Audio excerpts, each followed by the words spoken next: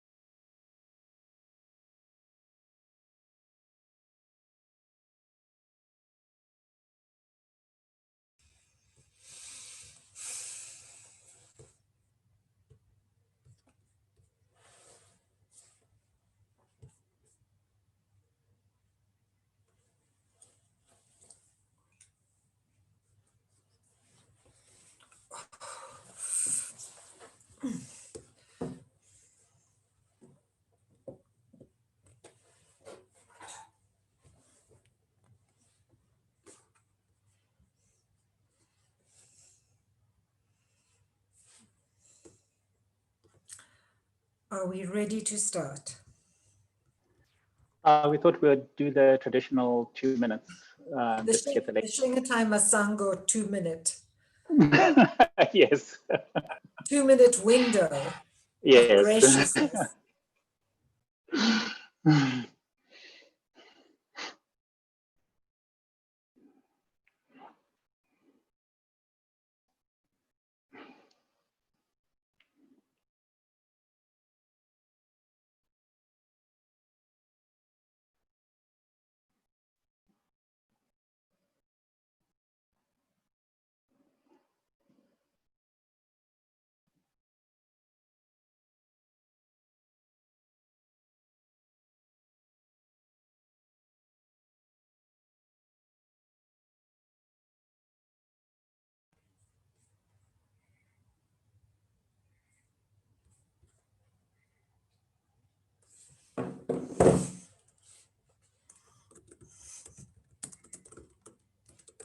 Okay, it's 2 minutes past the hour, and welcome to the, how shall I call it, second session of the second day of the open consultations.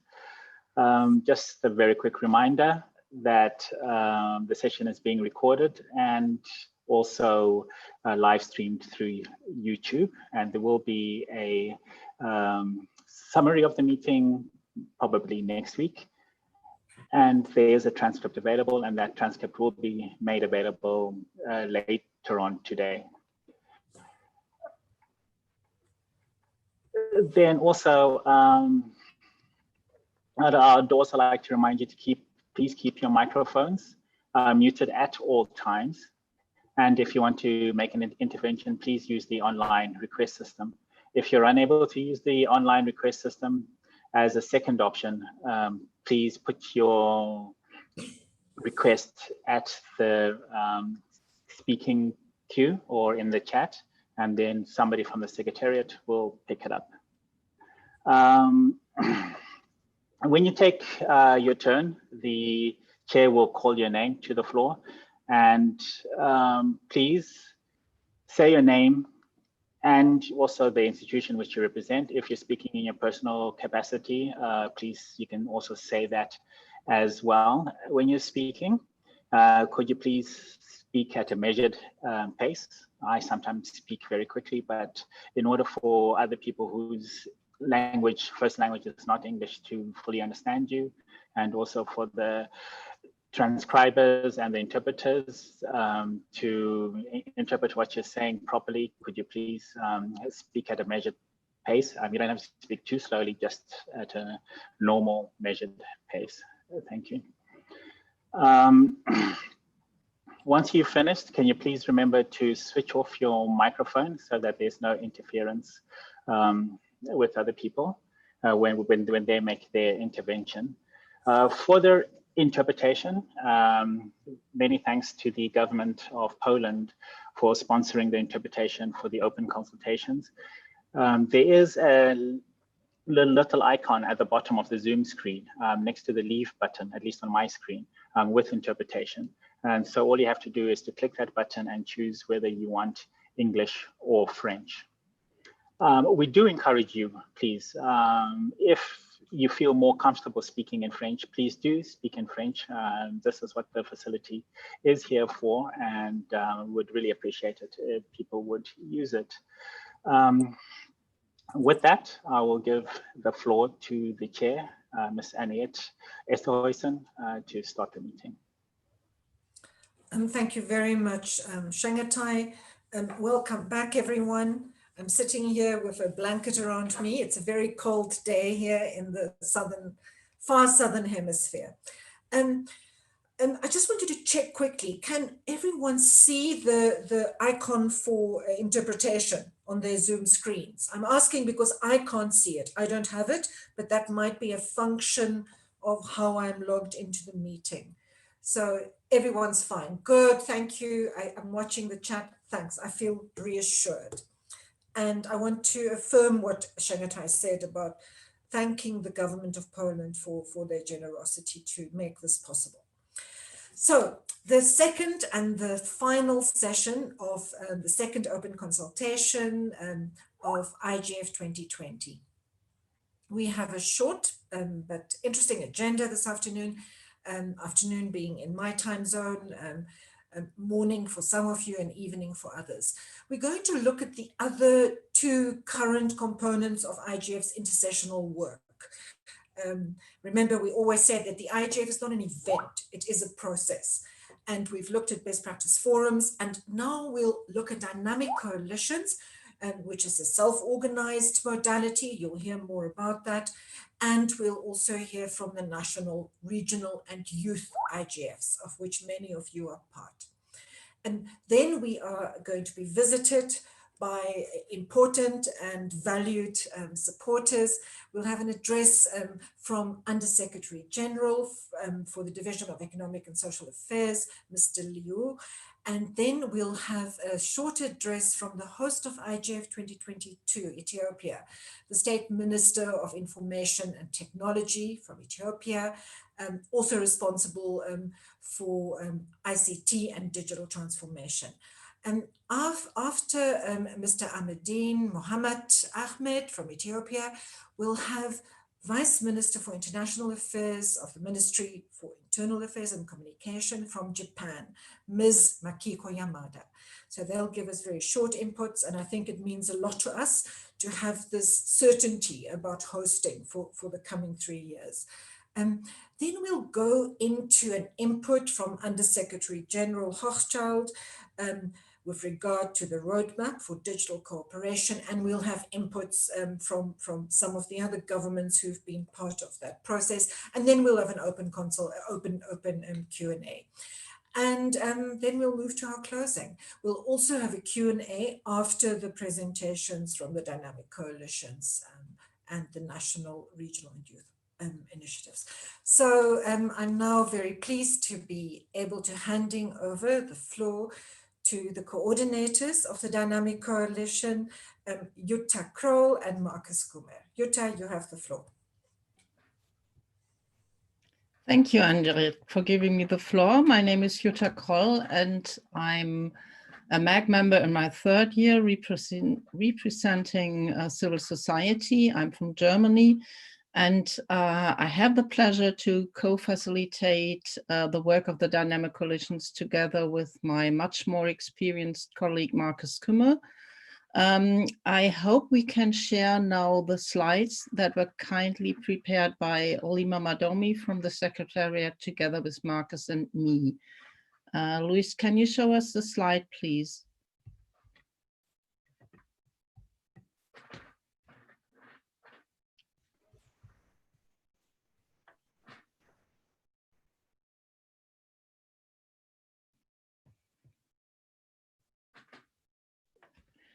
Thank you so much. Can everybody see the slides now? I can't see your videos, but probably, okay, it should be visible for all of you. So I would like to give you some updates on the work of the dynamic coalitions during 2019 and what we are preparing for 2020. Could you go to the next slide, please? Okay, that's fine, yes. Here you can see an overview on the dynamic coalitions that are actively working, and it's since I do think a few weeks ago, we are now 19 dynamic coalitions working in different areas all around internet governance in various activities. You can have a look at these dynamic coalitions also on the IGF website when you go to the section on intersessional activities. And that is the crucial term for the work dynamic coalitions are doing, because they are working in between the sessions of the Global Internet Governance Forum, but also are closely connected and related to the work of the national and regional initiatives. Can we go to the next slide, please? So what we did during the last weeks was that we have tried in a bottom-up process to develop further the dynamic coalitions guideline. The guideline that we had was not very clear in terms of the dynamic coalitions annual report. And so since we are doing intersessional work, it's very important that this work is somehow made visible, not only with the outcomes of the work, but also within an annual report. So with the help of Michael Ogier from the Dynamic Coalition on Sustainability of Journalism, we've improved the Dynamic Coalitions guideline to identify what are the expected outcomes of dynamic coalitions, that a report should show their activities throughout the year, and should not be confused with the usual session a dynamic coalition holds at the IGF. Usually this is the highlight of the year, to have that session and then reproduce all the work that has been done throughout the year. But also some dynamic coalitions have a specific issue or topic on their agenda for their session at the global IGF. So that might not be completely in the same like the annual report content. And we have set also a clear time frame for the submission of the report. So these are more or less the conditions under that dynamic coalitions are working. And could you please go to the next slide? Thank you. So dynamic coalitions outputs throughout the year are varied and are submitted in different formats. Besides these reports, the dynamic coalitions substantive outputs are also contributed. There is the input to a main session that is usually organized by the dynamic coalitions around the work that they are doing. And in 2019, we had this main session prepared with 14 out of the then 18 dynamic coalitions we had so far. And they all had prepared a substantive paper in advance of the session where they assessed how much their work is related to the SDGs, which SDGs they address with their work, and how that could be brought further. Then most of the dynamic coalitions apply for a slot for their dynamic coalition session, and that is usually a session where all the members of the dynamic coalition that throughout the year only meet occasionally at some events, maybe national or regional IGFs, but mostly the work is done on a virtual basis, so via calls, web conferences, and via the email lists. Nonetheless, then at the end of the year, when the IGF takes place, the dynamic coalition members come together to hold their session. And then they also produce reports on the session. And then, as mentioned before, we have the annual DC reports, which were now a bit more streamlined and formalized now that we have the new guideline. Can you click please to the next slide? Thank you, Luis. So for 2020, we have 16 recognized DCs who have submitted their proposals for individual slots. At IGF 2020, I don't know whether it's possible to include that newly founded dynamic coalition on internet and jobs, also to have their own session, because they were just set up after the deadline had been closed. And we have been working with all the 19 dynamic coalitions to draft a main session. After 2 years where dynamic coalitions main session was related to the SDGs, we have decided now that we will deal with the impact the pandemic has on the work of the different dynamic coalitions. And these are, we need to say the impacts, because it's very much different, either if you are working on a dynamic coalition, for example, on a small island, on gender, or on access in libraries. It's very much differently impacted how the pandemic had consequences for the work.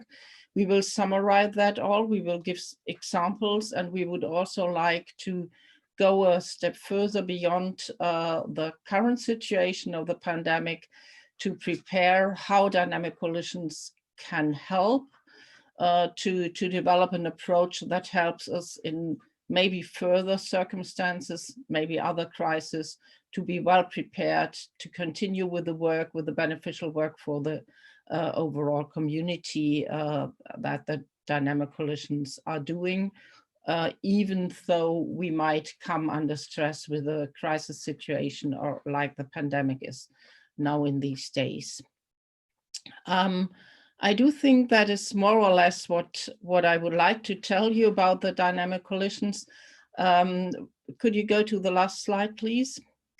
I do think it's very important to line out to all, not only the participants today to the meeting, but beyond that in your own communities, that dynamic coalitions are a very good opportunity to step in the whole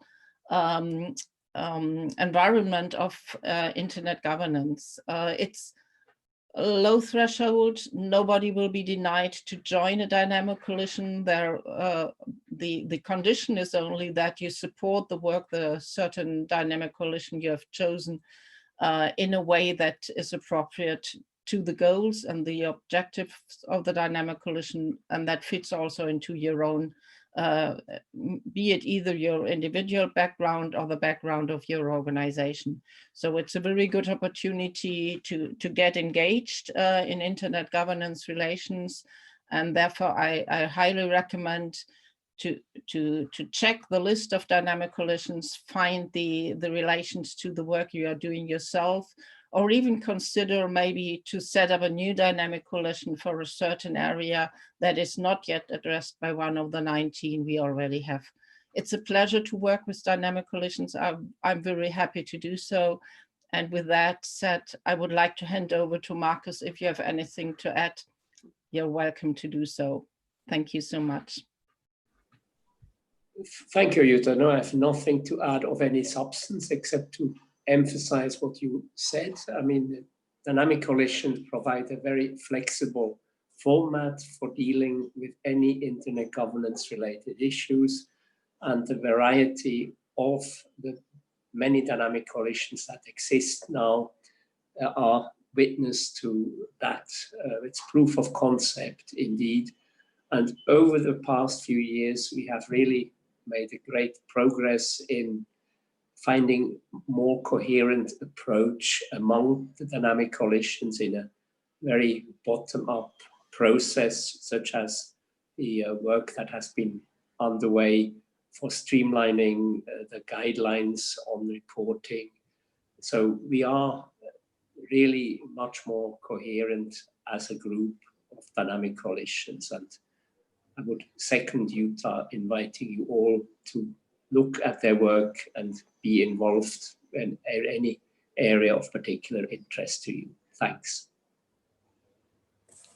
Thanks very much, Marcus. Thanks, Jutta. I just want to affirm, speaking in my personal capacity, not in my MAG chair capacity, that I'm currently part of two dynamic coalitions, the one on schools of internet governance and the one on community connectivity. And really, they are incredibly valuable. Like other IGF formats, they are as valuable as the people that are in them and the work that goes into them. But I certainly, in my work in ICT for development and connectivity and in capacity building, I have found them incredibly valuable. So I want to give the floor now. It's open to everyone from a DC who have questions or who want to add anything. To Michael or Gia. Michael, you want to share with us something about your DC. You have the floor. Hi everyone, and thank you so much, Henriette, for encouraging me to take the floor. So a couple things that I would like to stress as it relates to this is, one is Jutta showed the second to last slide, and there was nothing on the circle graph that indicated that a DC is supporting the environmental track. And I really cannot stress enough how, although that is true based on the graph, the Internet Rights and Principles Coalition, of which June, who's on the call, and myself are both steering committee members, the environment and rather sustainability as it relates to the internet and to ICTs and internet governance are all very much one of our key focus areas. And although we did not, because the focus this year, one of the themes for this year is the environment, we decided to, hello? Oh, sorry. We decided to actually dedicate our DC session to one of our other priorities, which in this case has to do with refugees, and actually focus our environmental efforts within the environmental track. So, you know, we're trying to align with the overall format as much as possible. I wanted to make a second point as well very quickly, and that is too that especially as we discuss the future of the IGF and the future of what the post-WSIS world will look like, one of the three models as proposed in the UN report, I just want to stress so much that, especially as it relates to another dynamic coalition that I'm involved with, the DC Sustainability, which is not focused on environmental sustainability, but journalism and news media sustainability. The DC Sustainability exists because there are so few other places where that kind of coalition could actually happen and could have the kind of legitimacy to do what it's doing. So it's not to say that that I'm not saying that the DCs are endangered in any sense in that way, but I do just want to stress the importance of having this structure, and that we would not be able to have our coalition as it is if it were not for the kind of guidelines set by the IGF, and it's the ability for us to work as we can and organize ourselves the way we are. So it's just so integral into our advocacy going forward, and we just really appreciate that and all the work that especially Marcus, Jutta, and Lima puts into making this coordination happen. Thank you. Thanks for that, Michael. And absolutely, I think Marcus and Jutta, you've done an incredible job, and thanks to Lima for your support. And I see his hand is up in the participant list. Ananda Raj Kanal. Ananda, you have the floor.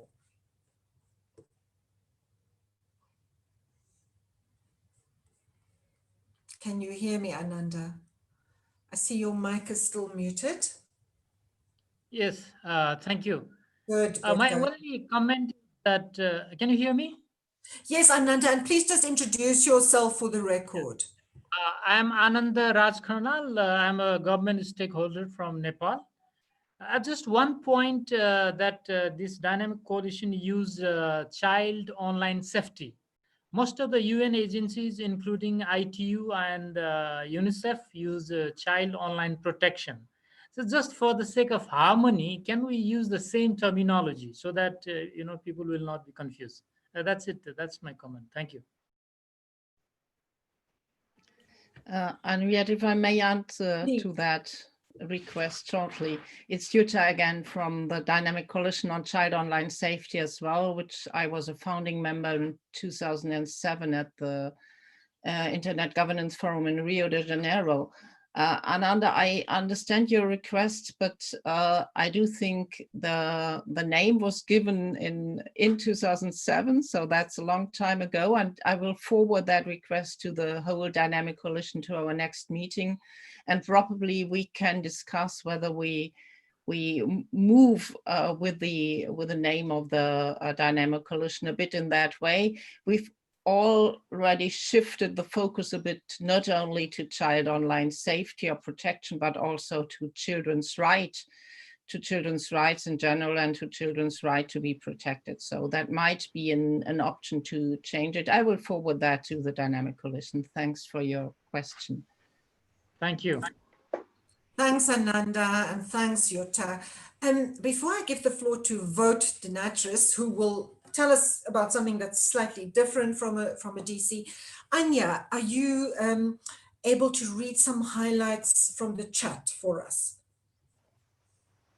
Yes, just a very few comments, thank you. From Giacomo Mazzone, in the perspective of transforming IGF in a permanent tool of reflection on internet governance, the DCs are a vital and very live tool to link IGF process to grassroots activities. From Chennai Chair, we, the Gender BPF, are collaborating with the DCs and have the facilitator as part of our planning. Definitely helpful building this collaboration in the work on gender. From Sylvia Cadena, +1, the value comes from the work people put into the DCs. And then the latest comment I have from Nigel Hickson. Thank you to Jutta and Marcus. Agree the importance of DCs with respect to UN roadmap and digital cooperation. A DC has flexibility to pick up an emergency policy issue, difficulty, and produce some initial considerations for sharing with wider IGF community. And I think that would be all. I didn't miss anything. Thank you.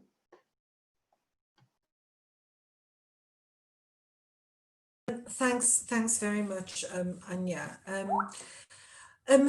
We next have, I'm going to take Eileen first. Eileen, you have the floor, and please introduce yourself for the record. Thank you very much, Henriette. Good morning, afternoon, evening for everyone. I just want to quickly present about the Youth Coalition on Internet Governance. I'm going to share a link on the chat. If you can open, it will be great.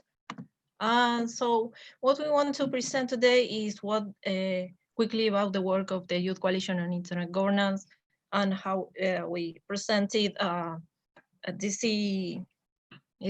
We submitted to present a DC session on the IGF. We were last week on the EuroDig at the DC 0 session called Youth Coalition on Internet Governance, Creating Synergies and the Way Forward. So as you see, we are very active DC coalition, and we will really like if you can join our mailing list, our Facebook, so we can work together. We are open to receive applications from any young people around the world. So thank you for the opportunity.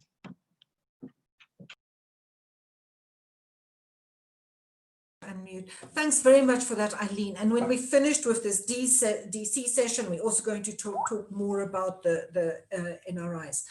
And so I'd like to give the floor now to Wout, who very briefly talk about a project that he has been implementing, which emerged from IGF MAG work last year. Wout, you have the floor. Thank you, Henriette, for the opportunity to speak. Can you hear me? Yes, we can. Yes, okay, thank you.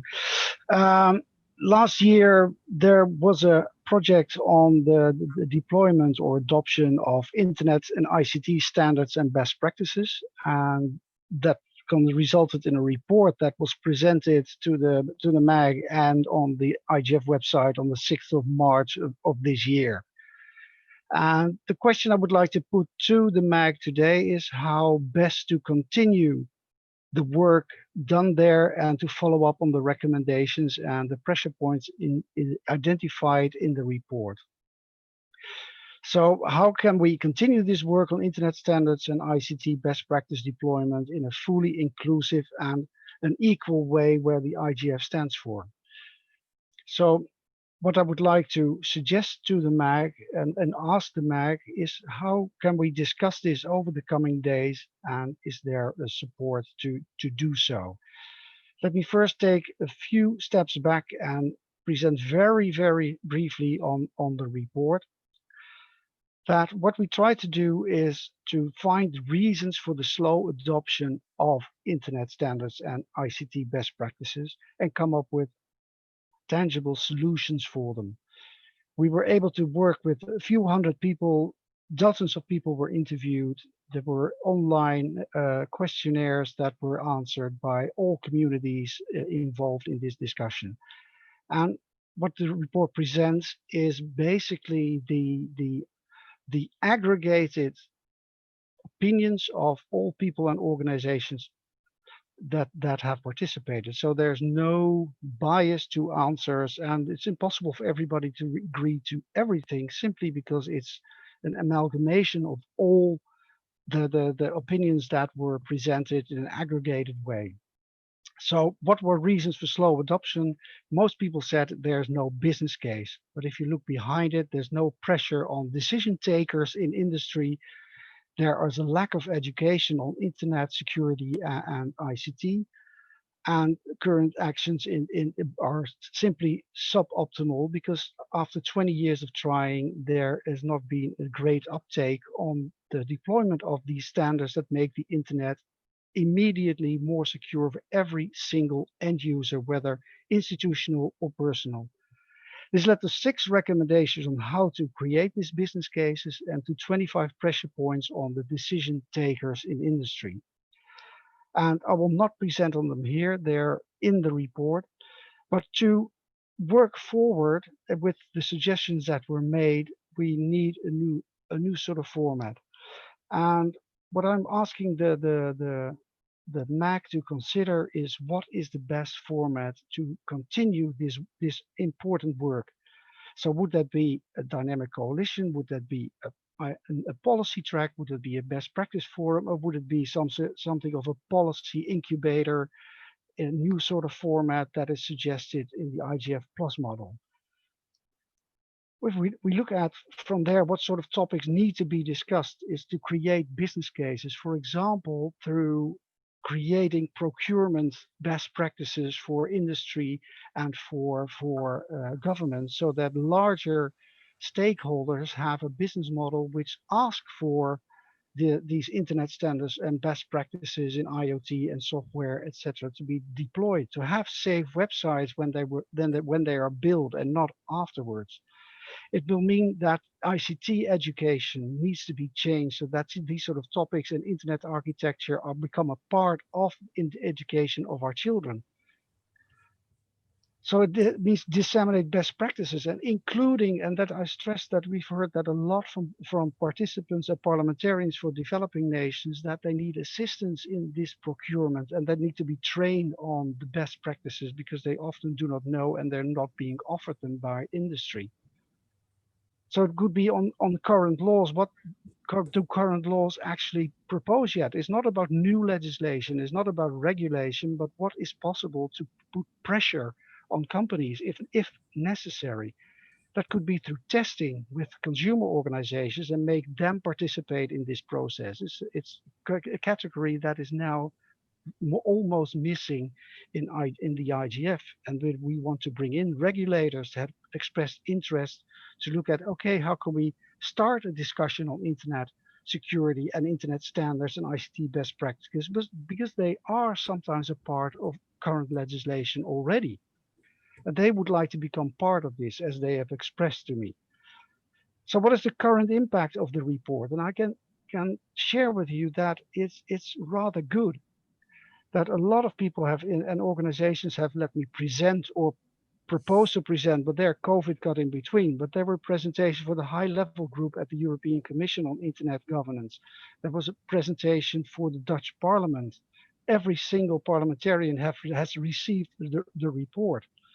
There is presentations with the Global Forum of Cyber Expertise that did not go through because it was cancelled. But that means that all these sort of organizations have expressed their interest already and want to see how they can work. I've given presentations to international regulatory organizations on the report and the impact of the report. So if you look at what this report was managed to do in the 5 months it took to assemble, the influence is already there. And no, not everybody is happy with it because, as I said, it's an aggregation of opinions and not individual an opinion. So the question is how to continue, and I would like to invite you to discuss this later in the week, as it is a golden opportunity. And I stop here, Henriette. It's a golden opportunity to continue this important work to make the internet safer for every individual user of the internet and every institution and organization. So thank you for this opportunity, and I hope that we are able to present more later in the week, or that you are able to discuss the proposal further. Thank you very much for this opportunity, Henriette. Thanks very much, Wout. We will make your presentation and the link to the report available in the record of the meeting. Any reactions to that? I see Sylvia Cadena has requested the floor. Sylvia, can you take the floor and introduce yourself, please? And then we do need to go on to NRIs, but let's discuss this a little bit. Wout has explicitly asked for our advice. Thank you, Henriette, for giving me the floor, and thanks, Wout, for your presentation.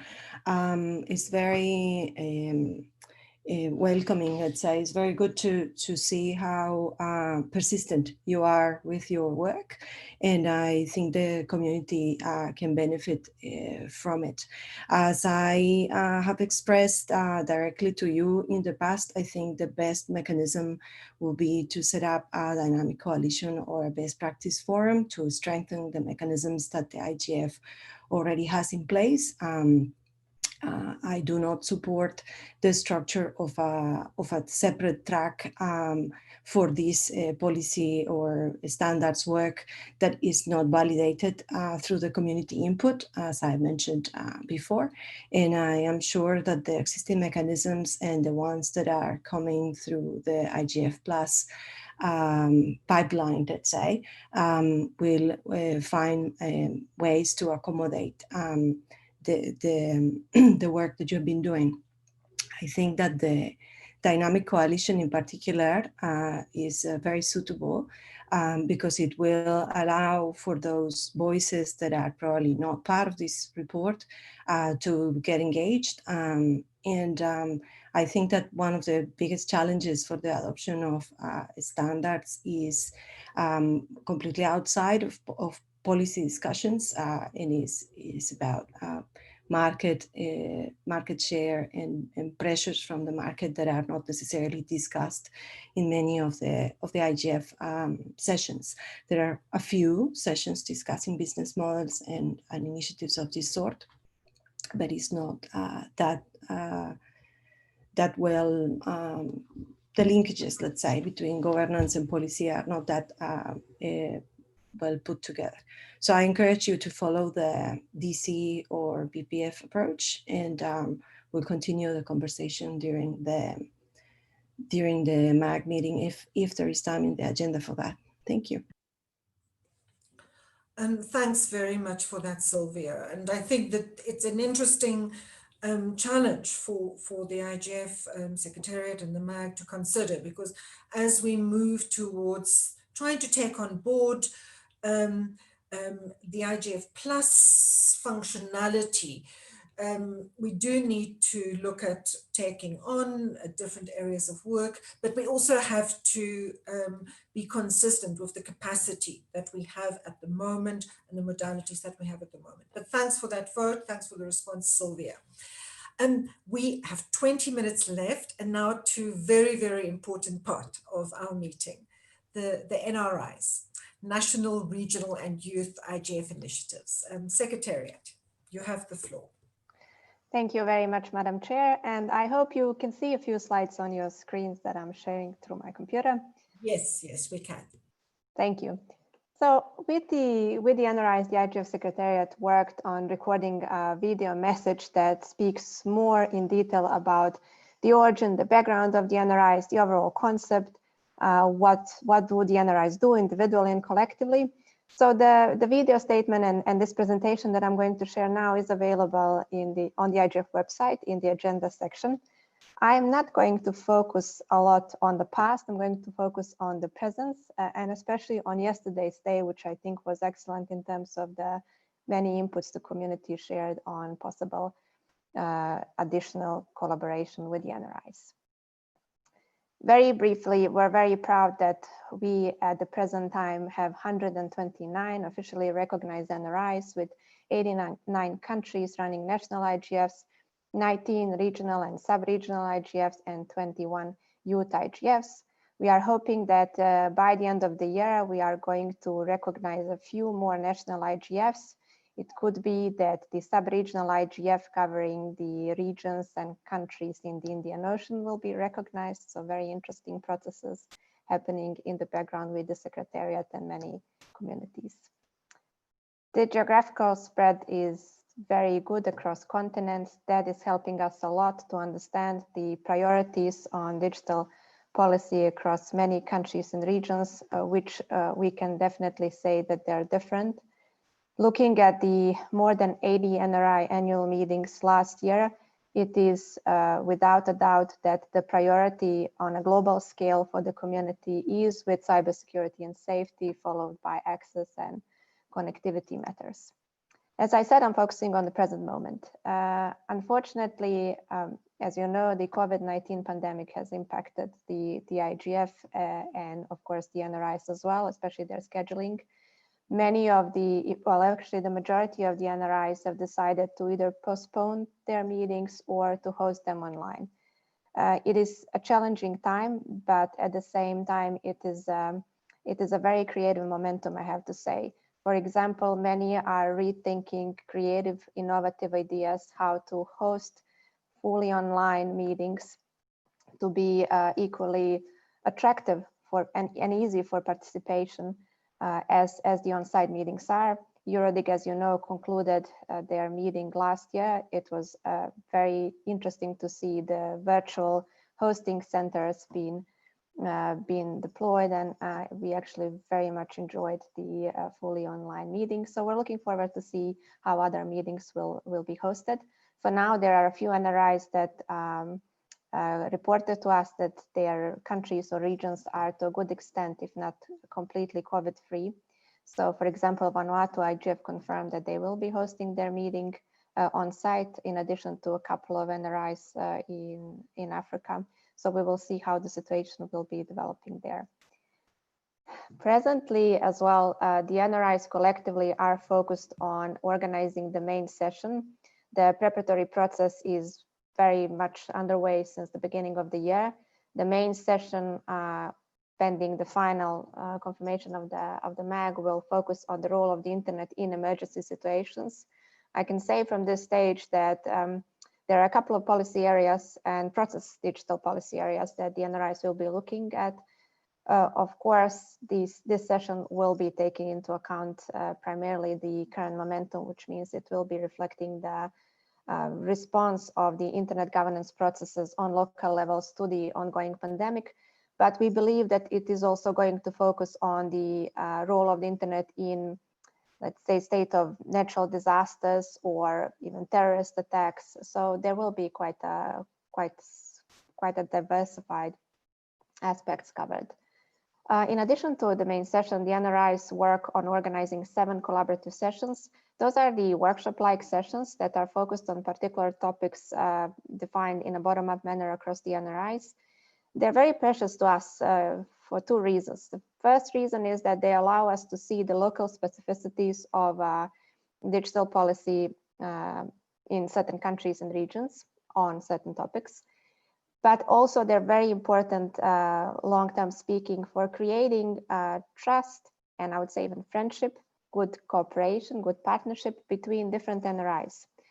In the past years, this really advanced the network, and we are very, very grateful to the entire IGF process for allowing and welcoming these sessions. As you know, the NRIs planned this year to have a booth. We'll see how the village will be set up, and if so, in this virtual setup. The NRI's coordination session is a traditional open work meeting that is going to happen also this year. We are focusing all together on the vision with the NRIs, on the future work and how can we strengthen that ecosystem and the global IGF and NRIs collaboration. What is very new, and it's going to be discussed, I assume, in the HLPDC report related session today, is that the NRIs self-organized, and they've decided to establish an NRIs task force that run consultations through a dedicated survey and has managed to produce a very good output document to the 5th recommendations of the report of the high-level panel on digital cooperation that was submitted to that recommendations co-champions. That output document is also available on the IGF website and the NRIs pages in case some of you are interested to look at it. In addition to working with the NRIs on organizing their sessions, we are very much focused in strengthening the NRIs through the trust and good cooperation that we have with so many. And in addition, through that work, as you know, the IGF is mandated to develop capacity on local and global levels. We see the NRIs as critically important partners in strengthening the local communities, and through that, strengthening the global IGF process. Last year, we have, in addition to supporting the NRIs substantively, also supported some of the NRIs financially with financial grants, concretely 9 NRIs whose communities relate to the scope of developing countries. This year, as you know, is a little bit challenging because things have changed overnight in terms of transitioning to online hosting of many of the NRIs meetings, in addition to a vibrant work atmosphere with the IGF. But we are exploring together with the NRIs ways how to support the online NRI meetings that are going to be hosted in this year. One of the particular focuses that was mentioned also yesterday and earlier today is that in cooperation with the now next year's host and with the efforts of the IGF Secretariat at the youth IGFs, we are focusing on specifically strengthening the youth engagement in 2020 IGF processes.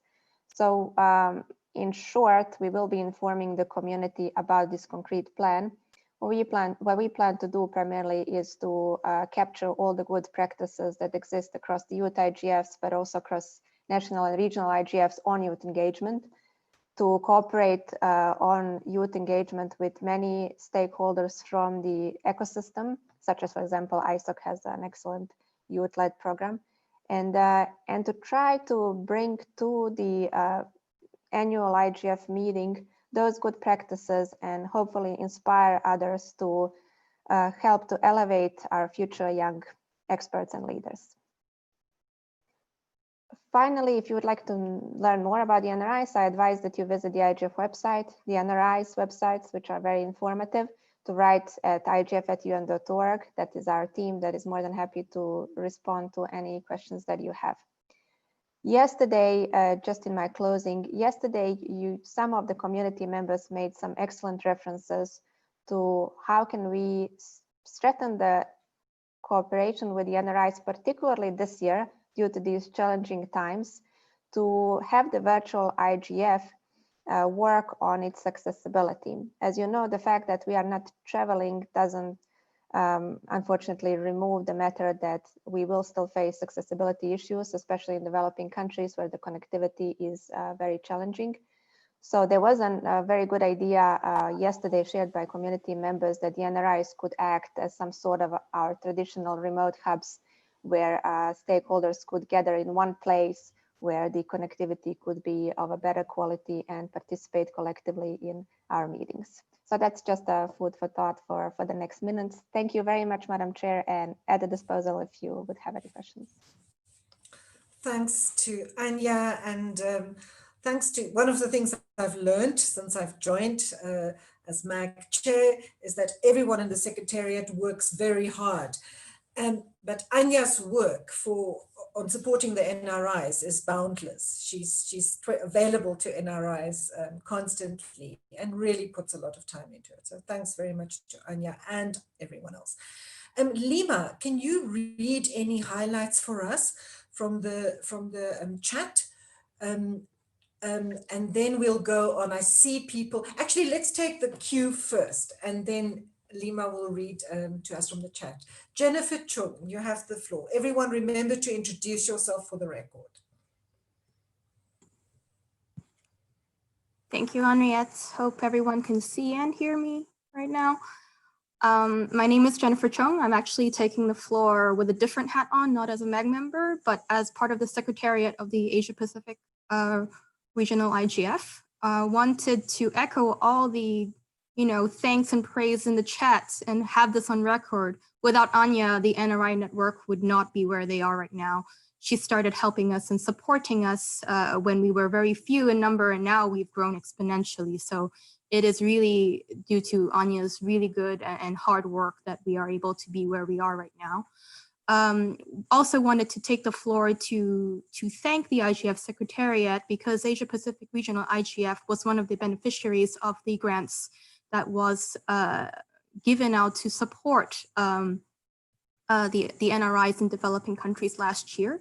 This year, as with many other NRI, we are actually going to go virtual. Our host country, Nepal, has graciously agreed to host 2021. So this year, we will also go virtual. So we'll be taking on the very good lessons learned and best practices that our colleagues at EuroDig has shared with us. And it is actually a very good basis for all of the NRIs, as well as the global IGF, to take on all these lessons that the different virtual meetings are currently taking place in format and also in content.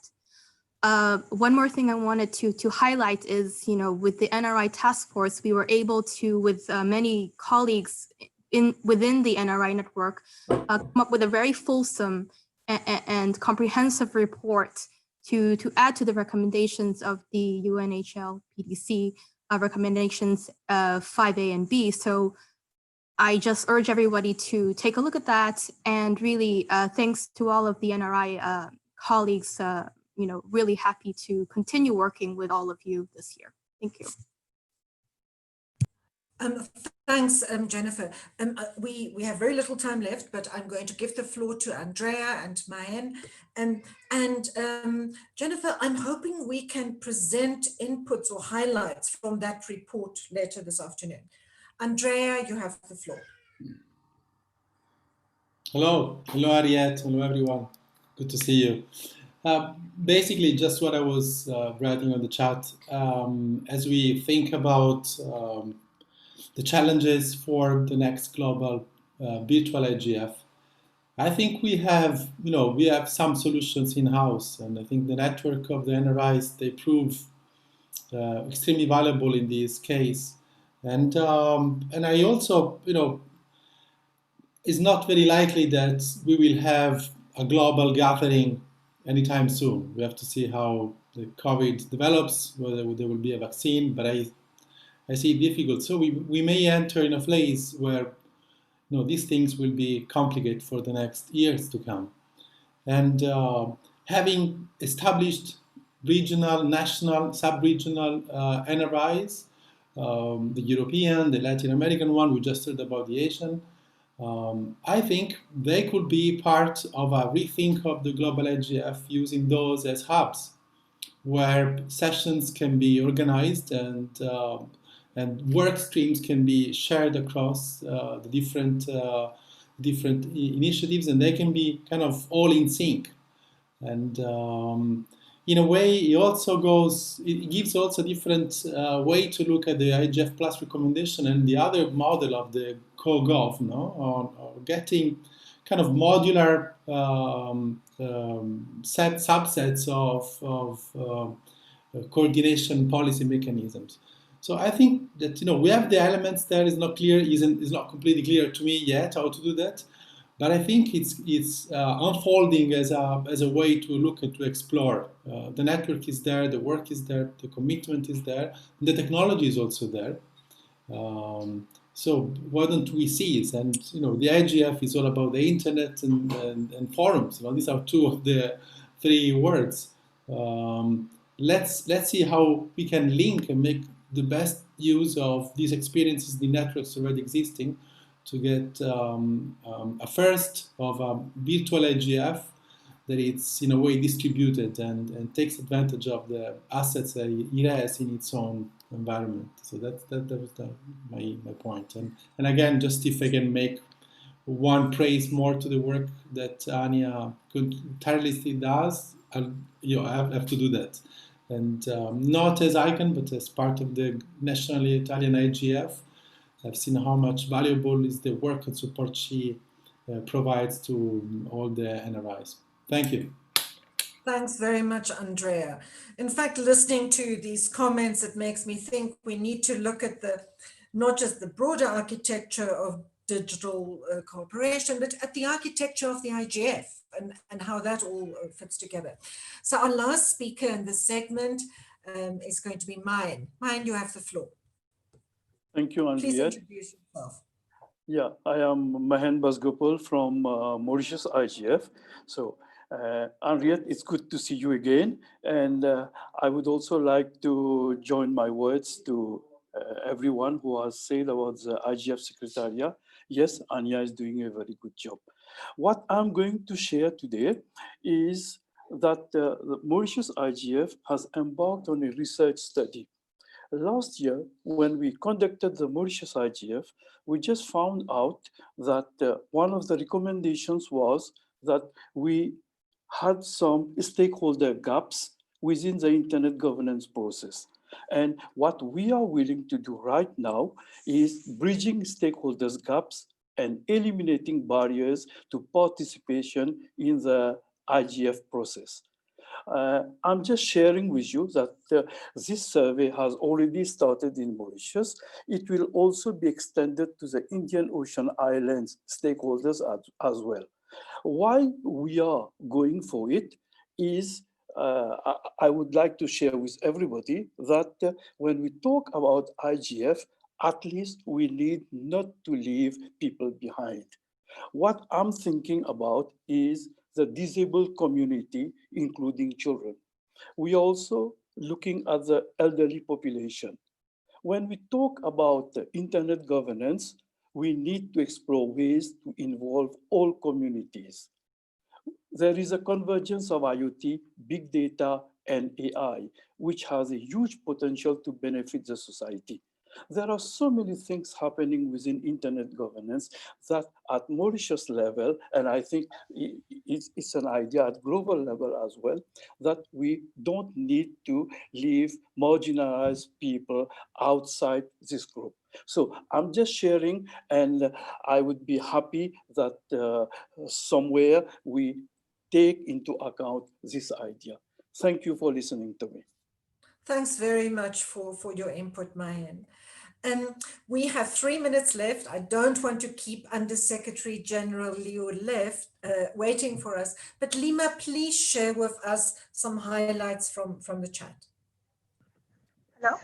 Hi, and thank you, Madam Chair. The highlights, I have some highlights from Mark.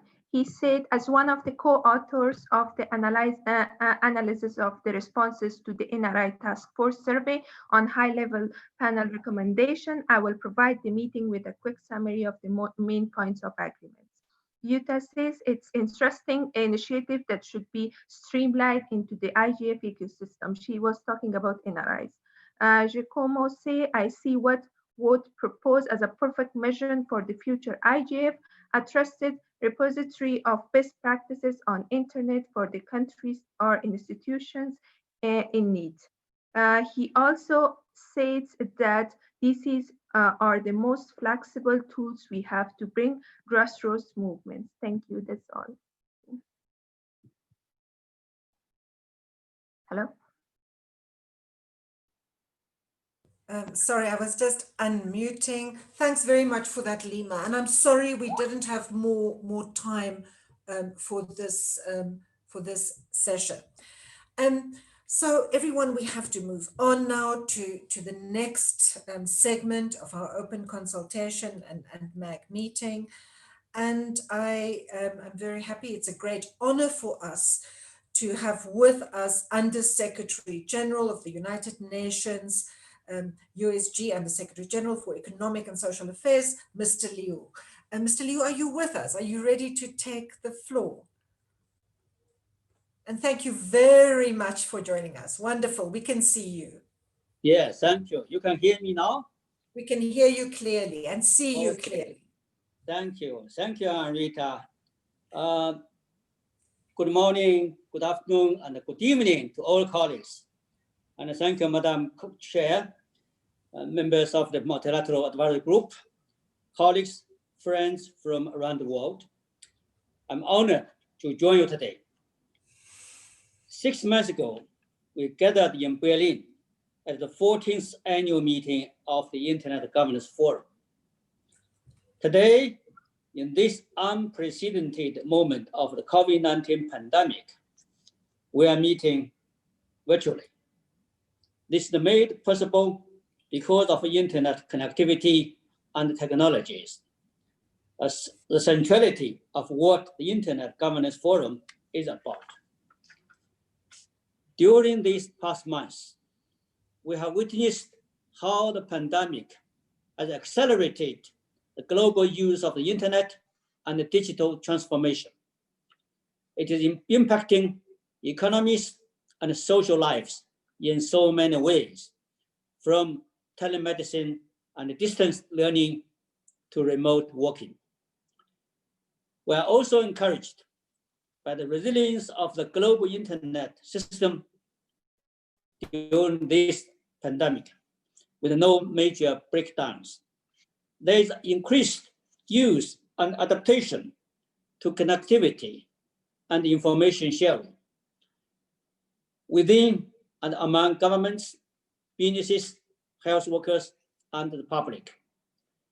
At the same time, however, the pandemic has also exposed and magnified the dark sides of the internet.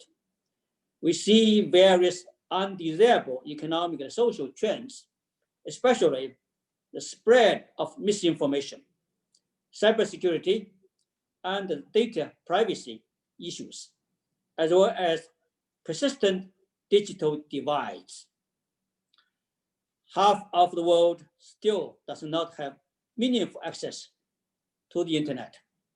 Indeed, in some cases, the divides have widened during the pandemic.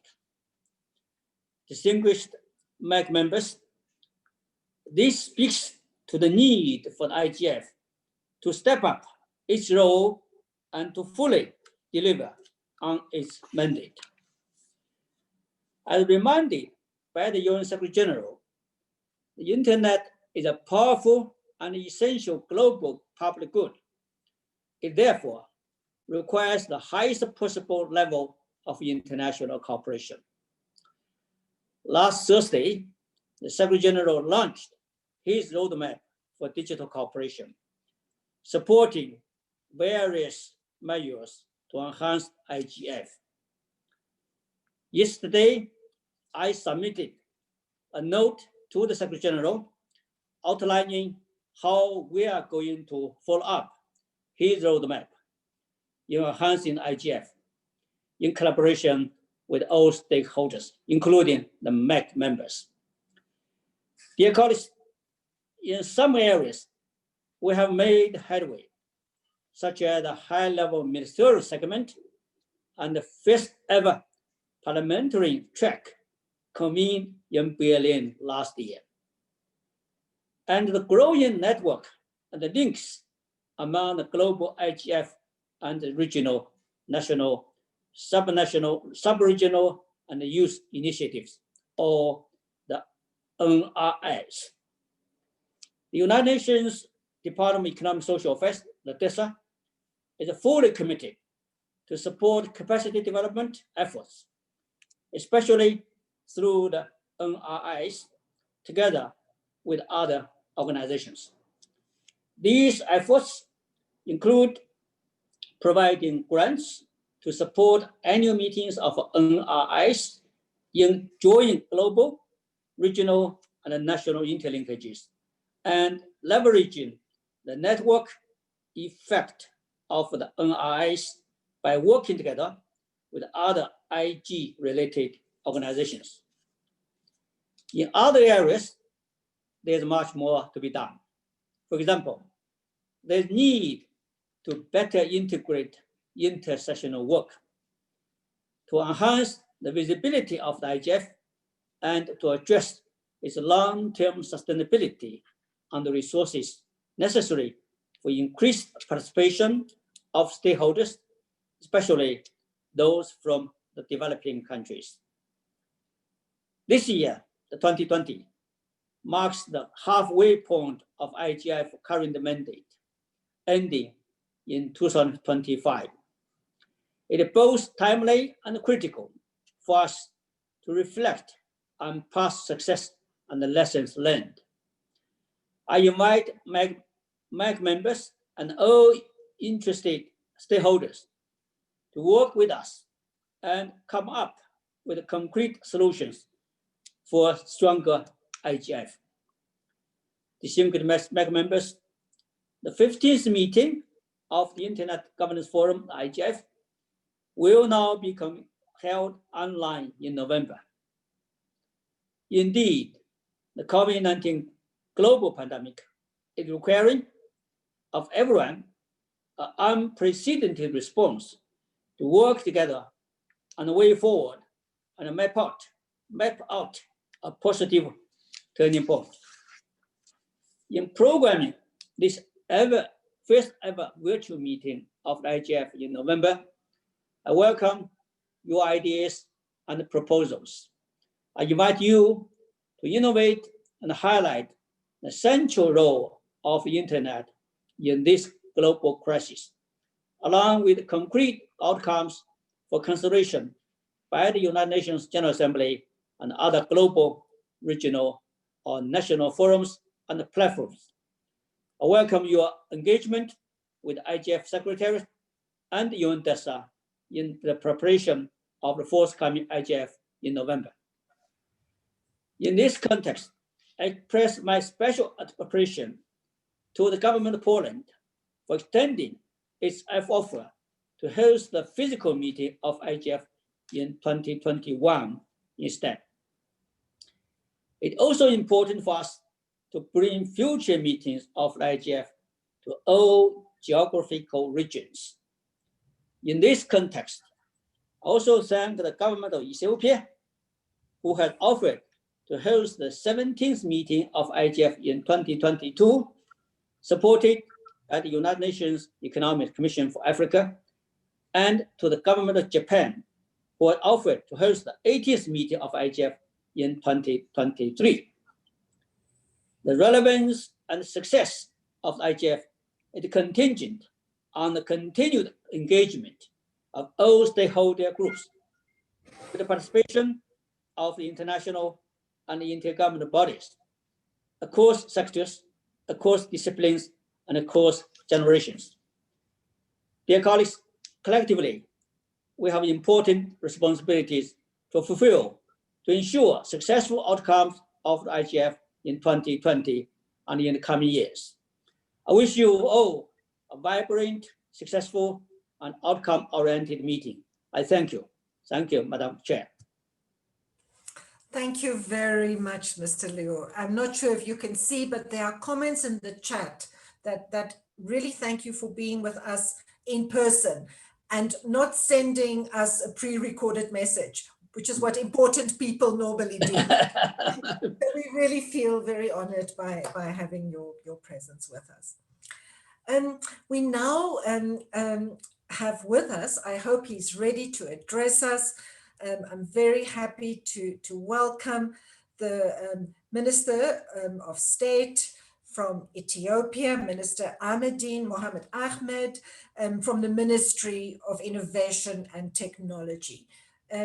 Is he ready to address us? Secretariat, are you? Oh, there you are, fantastic. I had the honor of meeting you in January or February this year, I think, or March, early March, sorry.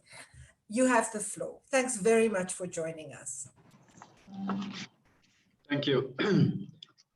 Dear Mr. Liu Jianmin, United Nations Under Secretary General for Economic and Social Affairs, dear Madam Chairman, dear participants, dear organizers of IGF, Ethiopia welcomes its selection to host the 2022 Internet Governance Forum with great enthusiasm. It is an honor and privilege for Ethiopia to be entrusted with such a responsibility. Our country has made significant strides to advance information and communications technology development and is committed to building an inclusive digital society. In the last 2 years, the Ethiopian government has been leading remarkable transformations to its digital sector and reforms to promote peace, economic and social progress. Its selection to host the 17th Annual Internet Governance Forum, IGF, in 2022 is a testament the world is recognizing its efforts. Though Ethiopia's economic progress in the last years is remarkable, it needs more growth to guarantee its people the prosperity they deserve. It counts on the internet to enable that to happen. The internet is critical to supporting micro and small enterprises, which Ethiopia counts to create millions of jobs for its young and increasingly educated population. One thing the new coronavirus pandemic is teaching us is the importance of a strong and viable internet in supporting the economy in times of difficulties. We observed its usefulness in allowing businesses to stay on their feet and in supporting education. As we prepare to deal with COVID-19 and the economic downturn that comes with it, we will need a stronger internet that enables us to build a thriving economy. The Ethiopian Council of Ministers adopted yesterday an ambitious digital transformation strategy that aims at bringing the currently mostly analog economy to a fully integrated, inclusive digital economy. This cannot be achieved without an open, resilient, ubiquitous, and affordable internet for every citizen. And such internet cannot be built without the participation of every sector of the society. That is why we believe in the multi-stakeholder governance of the internet and are delighted to be selected to host the Internet Governance Forum. We are convinced it will bring important experiences and specialist knowledge that will help Ethiopia and the whole of Africa build strong internet economies. Finally, we look forward to welcome you to historic Ethiopia, the origin of mankind, the land of multitudes of cultures, and the home of the African Union. Thank you. Thank you very much for that, Minister Ahmed, and we really look forward to having the IGF in Ethiopia. And thanks very much for taking the time to join us. It's really a big honor for us. And Mr. Liu, if you are still with us, there's been requests in the chat. Please make available to us the document that UNDESA has submitted to the Secretary General on the roadmap. Now we have with us, together following Mr. Ahmed's input, we have the host of IGF 2023.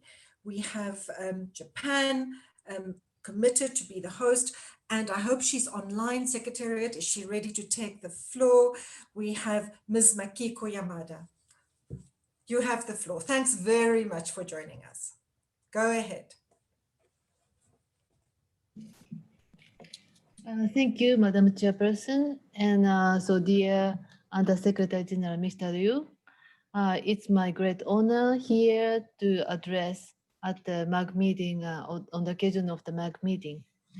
And the COVID-19 pandemic brought back the lasting challenge of universal connectivity with increased urgency. It is sad that we cannot get together for IGF in the real world this year, but it again highlights the power of the internet, which gives us the capacity to hold virtual IGF online.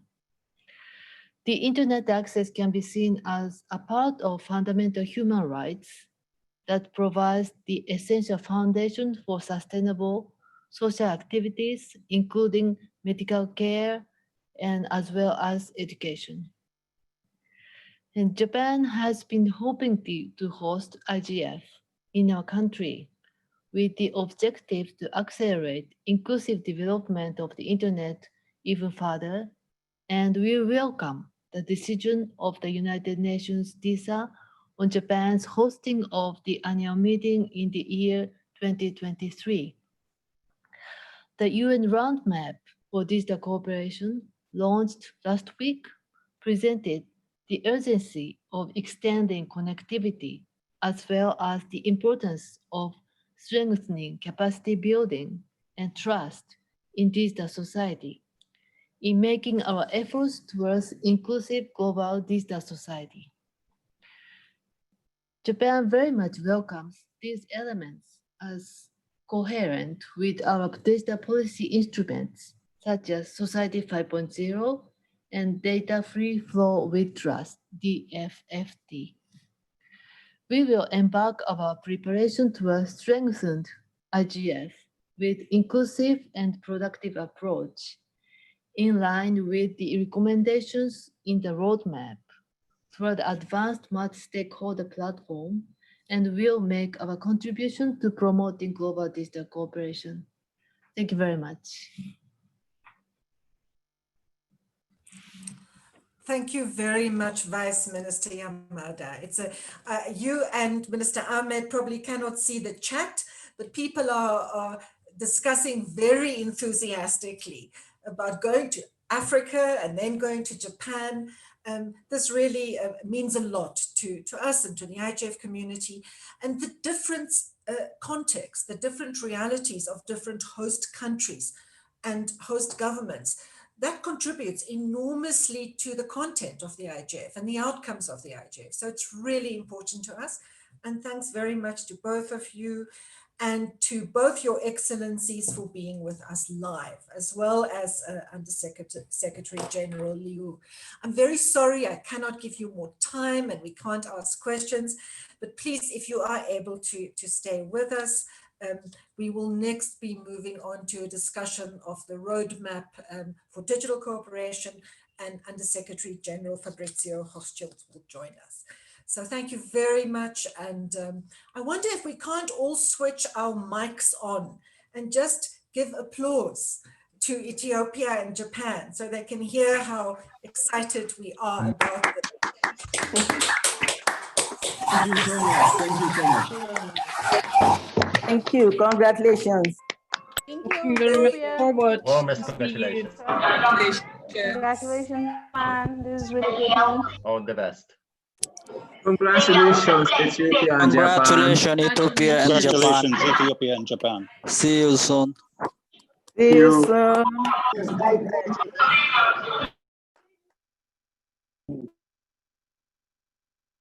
Thank you very much, everyone. And the enthusiasm was clear, as well as the noise. We now bring to an end this segment of the meeting of the open consultation, and we're moving into the final part of the second day of the open consultation, second open consultation for IGF 2020.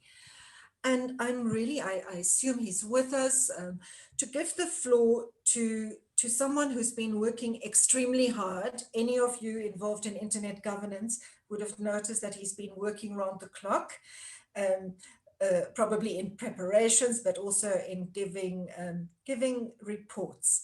So I'm now happy to welcome Under Secretary Fabrizio Hochschild and Special Advisor to the Secretary General and the driving force behind the roadmap for digital cooperation. Fabrizio, are you with us? Are you ready to? Yes, Great. Go ahead. I'm here, and I'd like to thank you for this opportunity. I'd also like to say how much we appreciate your outstanding leadership of the MAG and of this process. And I'm here to respond to any questions that anyone may have regarding the roadmap. But many participated in its formulation, and we're also very grateful for the contributions that were made on the way by many who will now be listening in.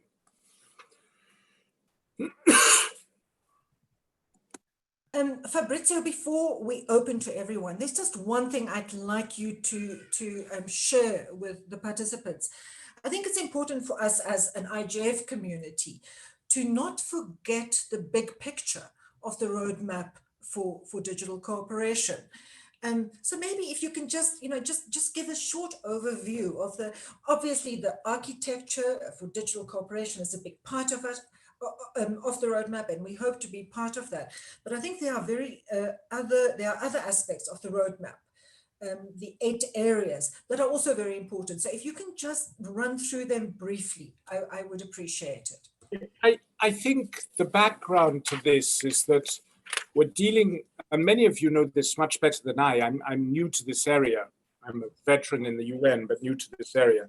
So many of you know this much better than me, but we're talking about a technology that has spread at a speed and transformed the world in a manner that has no parallel with previous technologies. And that spread and transformation has happened largely unguided. Policymakers at a national level, at a regional level, and certainly at an international level, have had a very hard time keeping up. And of course, the technology has brought massive benefits, but it has also brought risks. And I think many of the problems that predated COVID, have been exacerbated or magnified, as have the benefits by COVID. And I think the manner in which the technology, which virtually didn't touch upon our lives for anybody, my age, in their 50s, they didn't know it really for the first half of their lives, but now it's become essential to our lives. And the way it's allowed us to keep studying, keep working, keep connected with our friends in COVID is not something that's just going to be reversed post-COVID. But that also highlights, and this is the chief recommendation of the roadmap, that also highlights just how disadvantaged those who are unconnected are. And while this technology has benefited far larger numbers in a far shorter time than any previous technology like vehicles or motor vehicles or airplanes or electricity, there's still a major issue, and it's in threat of becoming the new face of inequality in terms of the division between those who are connected and unconnected. So the first set of recommendations is around affordable access. And I won't lay out the statistics, but you know that half the world is not connected. And when you look at the least developed countries, it's much less than half. But of course, what we want is meaningful internet that provides a public good. With no disrespect to commercial enterprise, an internet that just links us all up everywhere across the globe to Amazon would be of limited benefit. I mean, I don't mean to speak negatively of Amazon. I use it all the time, but we're not just about, we also want to reassert the internet as a means, what it was in the eyes of those who invented it, a means of democratizing knowledge and access to knowledge. So this idea of reasserting the value of digital public goods, re-promoting digital public goods is also very central. And then, of course, as well as being affordable and promoting public goods, it also has to be safe. Safe in multiple senses of the word. Safe from cyber attacks that either have a disruptive effect, like the types we've seen against hospitals, or the types we've seen against WHO, or cyber attacks with purely lucrative, money-making motives, which have gone up, according to all platforms we've spoken to, have risen disproportionately against the background of COVID, but also safe in terms of traditional notions of security, but also safe in terms of violations of our human rights. And that, the very nefarious aspect of that is the increases we've seen in child abuse online against the backdrop of COVID, but that can also mean invasive forms of surveillance in the name of public health that we've also seen. So the next set of recommendations is around trying to ensure that security and safety is upheld on the internet through a number of means. And then there's a lot around governance. I mean, the UN is not new to regulating new technologies, and the very first recommendation of the General Assembly was on the peaceful use of nuclear technology. And what did the world do then? It came together. It set up the International Atomic Energy Association. It set up a large body to monitor. It created conventions that safeguarded the public from the threats of nuclear technology and steered it towards good use. It set up oversight bodies to ensure that was happening. It gave a fairly intrusive mandate to the International Atomic Energy Association in terms of being able to monitor state practice. But those approaches, are never going to work for digital. The technology is too fast moving, and the member state appetite for new conventions or new UN bodies is just not there. So, the report tries to recognize that reality and work with what already exists, recognize that reality. But the truth is, and we have to acknowledge this, the reality is a lot of fragmented bodies, a lot of agreements among like-minded stakeholders or like-minded states. And while all that is valuable, to the extent that we don't have truly universal approaches, truly universal institutions, we could be unwittingly undermining the chief benefit of the internet, which is its universality. And we could be, contributing to the extent we just stay content with agreements among like-minded actors towards a greater fragmentation. So the report, without asserting approaches that would simply not be realistic in the current international climate, does try and make a humble but hopefully realistic plea for strengthening some of the universal mechanisms we have, like the IGF, making them more inclusive, making them more outcomes oriented. And then it does also have this plea for an advisory body with no normative powers on AI, always upholding the multi-stakeholder approach. And then it also makes the plea for a high-level declaration on digital trust and security. So, within the constraints of the rather dysfunctional global politics we have now, the report also pushes within those constraints for more universal cooperation mechanisms. So that's really the basic approach. I mean, the main thing is universal connectivity and mechanisms around that. That is definitely the chief recommendation. The next set of recommendations is ensuring that connectivity promotes the public good and curtails harms and be they threats to human rights or be they other forms of theft or disruption. And then the third set of recommendations is around, governance light, I would say, or governance extra light, building on existing mechanisms to try and uphold the universality, multi-stakeholder universality of this incredible tool. Thanks very much, Fabrizio. I think it's really important for us because as the IGF, those are actually substantive areas that have been discussed at the IGF over the years, but which we have not necessarily been able to bring to formal conclusion or resolution in any particular way. But they are concerns that we are familiar with. Apologies for the noise here. Just everyone, the sequence of this Q&A session with Fabrizio. First, we'll have some inputs from Thomas Schneider from Switzerland, past IGF host country, and very actively involved in the high-level panel. And then we'll have Rudolf Griddle, our very own beloved MAG member, and also the host and organizer of IGF 2019. And then we'll also have a short summary presented, I think, by Mark Cavell, of the NRI, the National, Regional and Youth IGF Initiative, who did their own self-organized response. And so everyone just keep your interventions brief, and then we'll open to the floor to anyone else who has any question for Fabrizio. So Thomas, are you ready to go?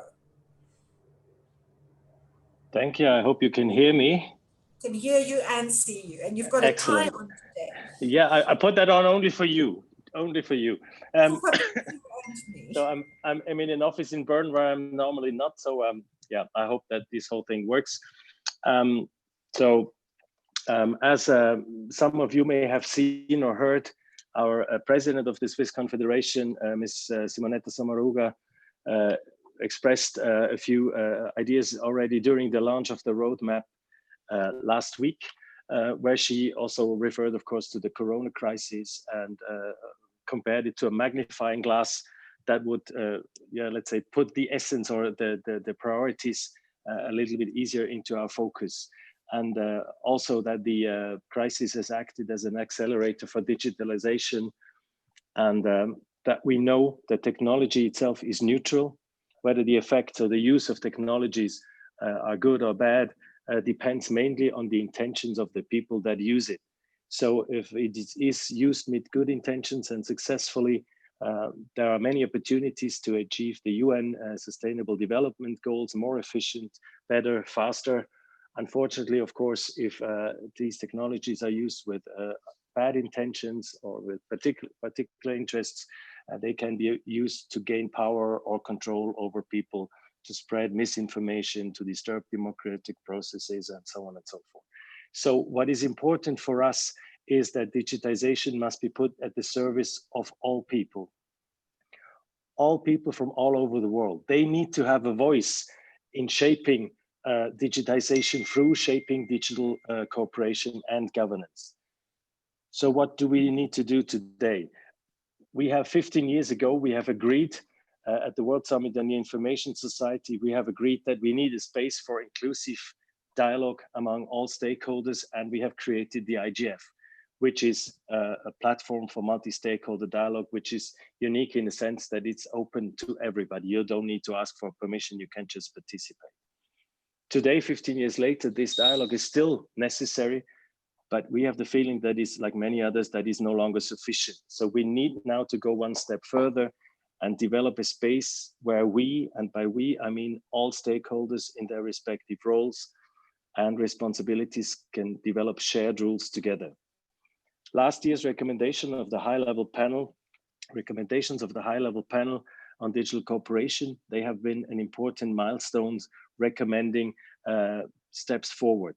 And the UN Secretary General's roadmap, as being presented these days, offer an important next step towards a more inclusive digital cooperation and governance. Given, and Fabrizio has already referred to it, that it is easier to build on existing mechanisms rather than to try and agree on something new, we are convinced that the best way forward is to use the model of the so-called Internet Governance Forum Plus, that this has the best chance to bring us to the next step ahead. In this sense, we warmly welcome the excellent measures included in the roadmap oriented to strengthen and develop the ecosystem of digital cooperation and governance in the spirit of the IGF model. The roadmap contains many important subject matter goals, from meaningful connectivity to digital public goods, from artificial intelligence to human rights in the digital sphere, from digital trust to children's safety online. In all these areas, we need concrete solutions and decisions that allow us to seize the opportunities and to avoid risks that these technologies bring. So the problem is that with our current institutional ecosystem, we need to further develop it in order to produce these solutions through cooperation that is inclusive and based on our shared values. At the high-level panel in the discussions, there was an image that came up in the discussions that we would like to cook a number of different dishes for different purposes, for different tastes in different situations at different times of the day. But we do not necessarily have the kitchen that is able to produce these dishes. And what we are now trying to do, or what we should be trying to do, is to build such a kitchen where everybody can come in, where we can bring all the ingredients that we have, so that together we can cook all the dishes that we would want to create and to eat. And of course, we cannot and we should not create this kitchen out of nothing. So again, we should build on the IGF, which basically has already the potential to bring all the people in, bring all the ingredients in, but not just for discussion, but actually to shape cooperation and governance in order to make sure that nobody's falling off the table, nobody's left behind, and nobody's forgotten. So, and not to be misunderstood, by developing the IGF further, we do not intend, or we think the dialogue potential, the dialogue function of the IGF should be in any way modified or destroyed, because this is the fundament. The fundament of the dialogue is to realize, okay, what is the recipe? What is the meal that we would want to cook? What could the solution be? So we need this dialogue as a first step, but now we need to move ahead. And we think it is an opportunity that we now can show together how the IGF Plus can be the place to discuss and find rough consensus-based solutions for many of these issues. So, and again, the roadmap includes many good proposals to improve the situation, and we stand ready to assist the UN and the Future Tech Envoy together with the whole community worldwide in order to develop the IGF into something that is inclusive and effective, not just as a dialogue, but also to produce concrete solutions. Thank you. Thanks very much for that, Thomas. In fact, next, I was wrong. Next, the floor is not going to Rudolf. It's going to another beloved MAG member, Hannah Lashim, who actually, in her capacity as a representative of the United Arab Emirates, is, along with Germany, one of the co-champions. The two countries that have co-championed recommendation 5A and 5B, United Arab Emirates and Germany.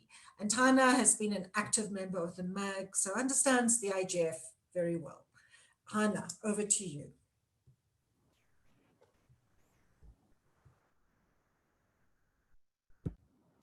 Thank you very much, Henriette. Thank you. We're all, as the USG's mentioned a couple of times the last couple of days, we're all still learning the beauties of the mute button, so bear with us.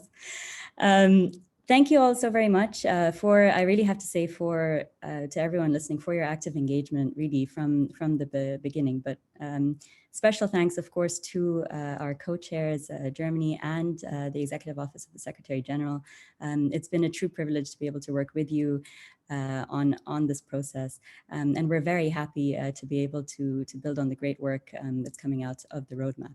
I think the Undersecretary General has outlined very clearly sort of where we've been, how we got here. And from what I can see from the chat, there's a lot of interest in where we are going.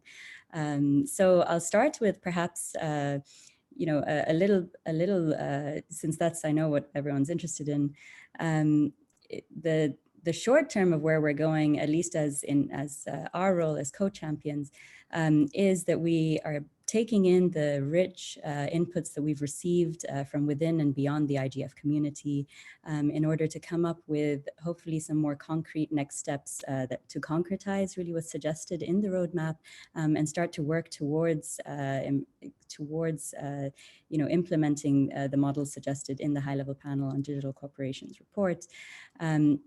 And we'll put that in an options paper for the Secretary General's consideration in the next month. However, where that's just a paper, and I think that one of the things that's been reiterated a few times is that the interest is very much in going beyond pure philosophy of what could be done and starting to implement it. Because in the meantime, this has been an area where people's lives are increasingly impacted, whether we're talking about the security, the development, the privacy aspects. It's something that's becoming increasingly urgent and one where we really need to find architectures in order to enhance the work and support progress in that regard. So the options paper will be a paper for consideration, but that's really just the start. And we very much encourage everyone to remain engaged and remain the important work that you're doing in various aspects. We've heard today from best practice forums, from the dynamic coalitions, different parts of the IGF ecosystems, national, regional initiatives and IGFs, and there's a lot of work that can continue to happen.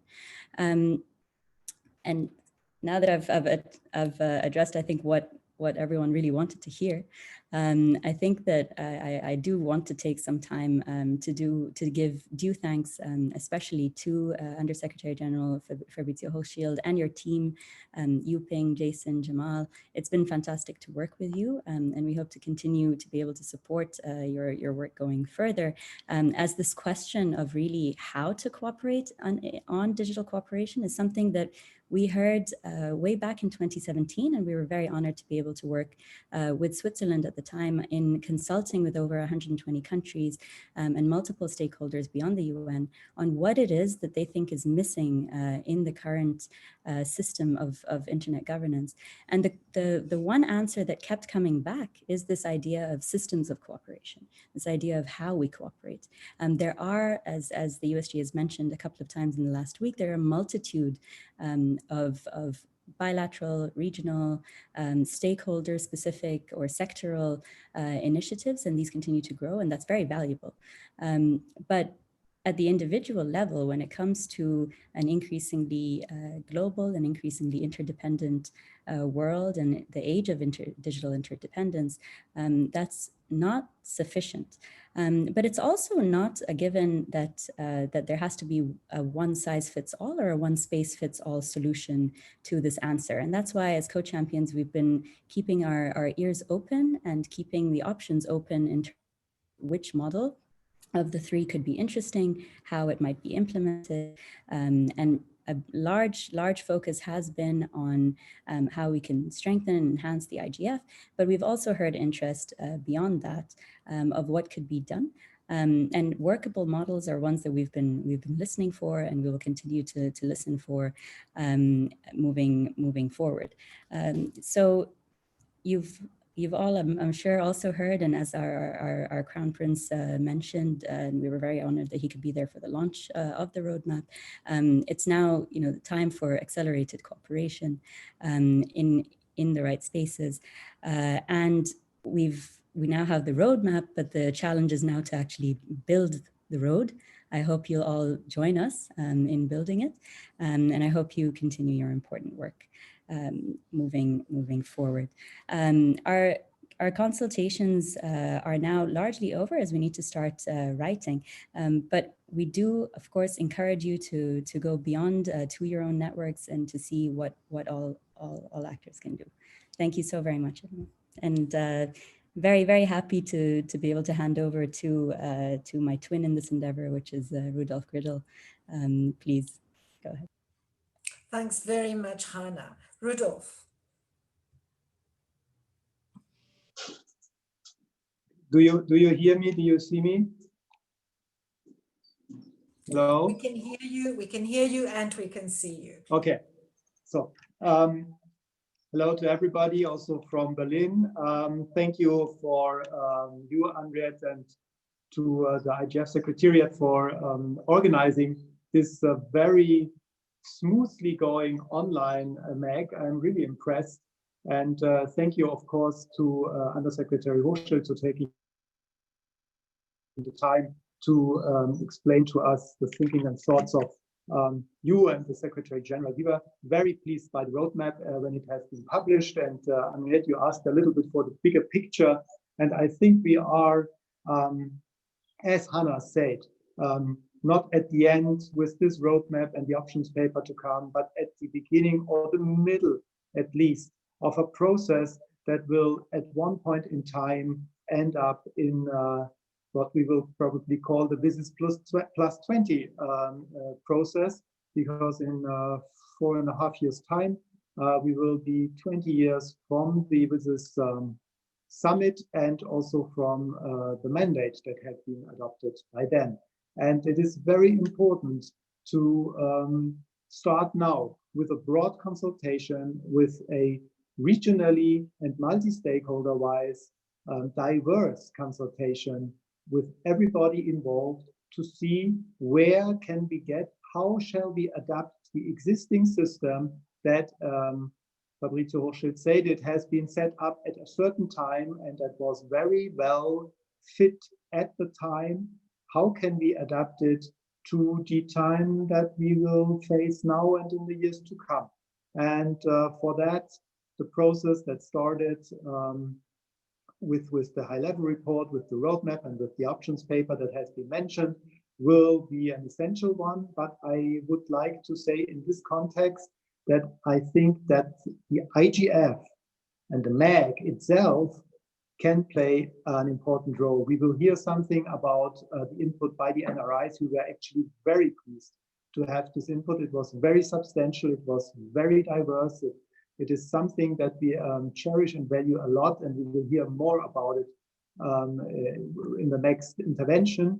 But I think also the exchange we had in the MAG in January and the exchange we had, for instance, in Eurodic before, were very, very valuable and will add to what will come out of this process.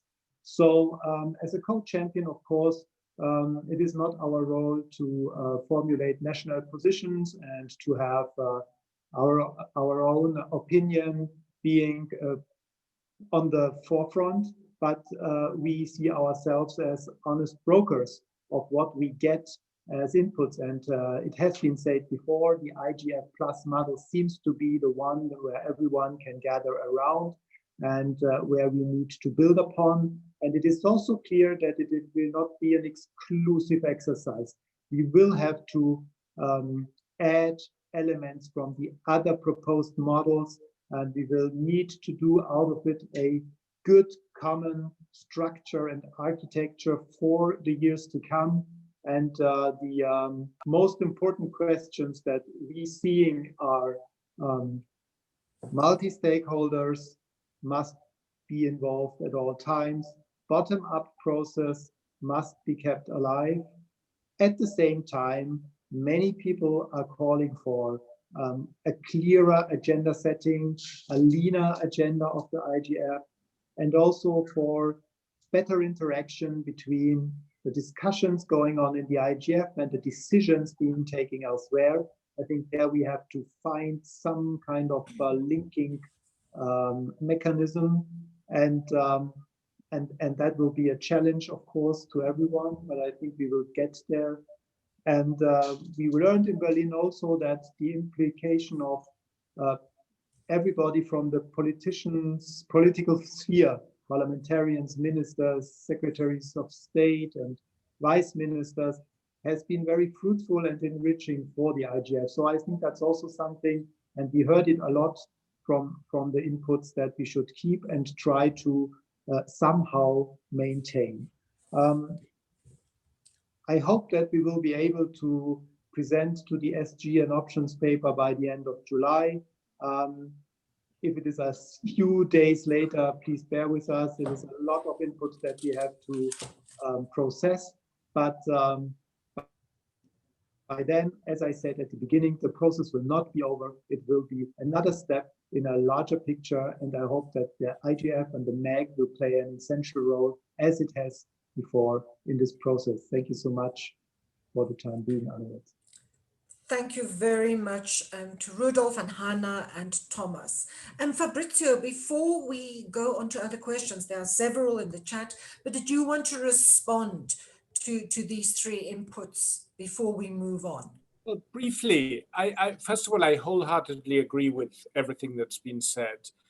And I think it's perhaps an open secret that if the Secretary General embarked on this journey 3 years ago, to be precise, in April 2017, 4 months after his appointment, it really was thanks to a lunch organized here by Switzerland and the UAE, where they invited former Secretary of State Kissinger, who eloquently made the point with many stakeholders from other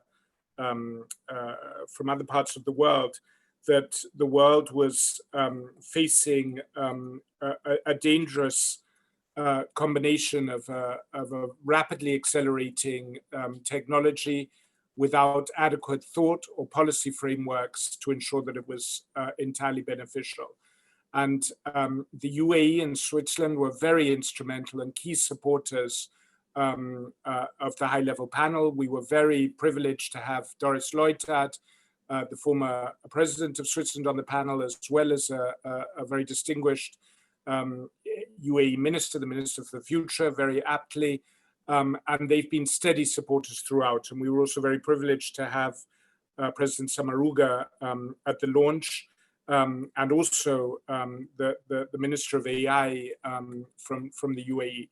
And Germany has also been a very key supporter. So we're lucky to have such partners.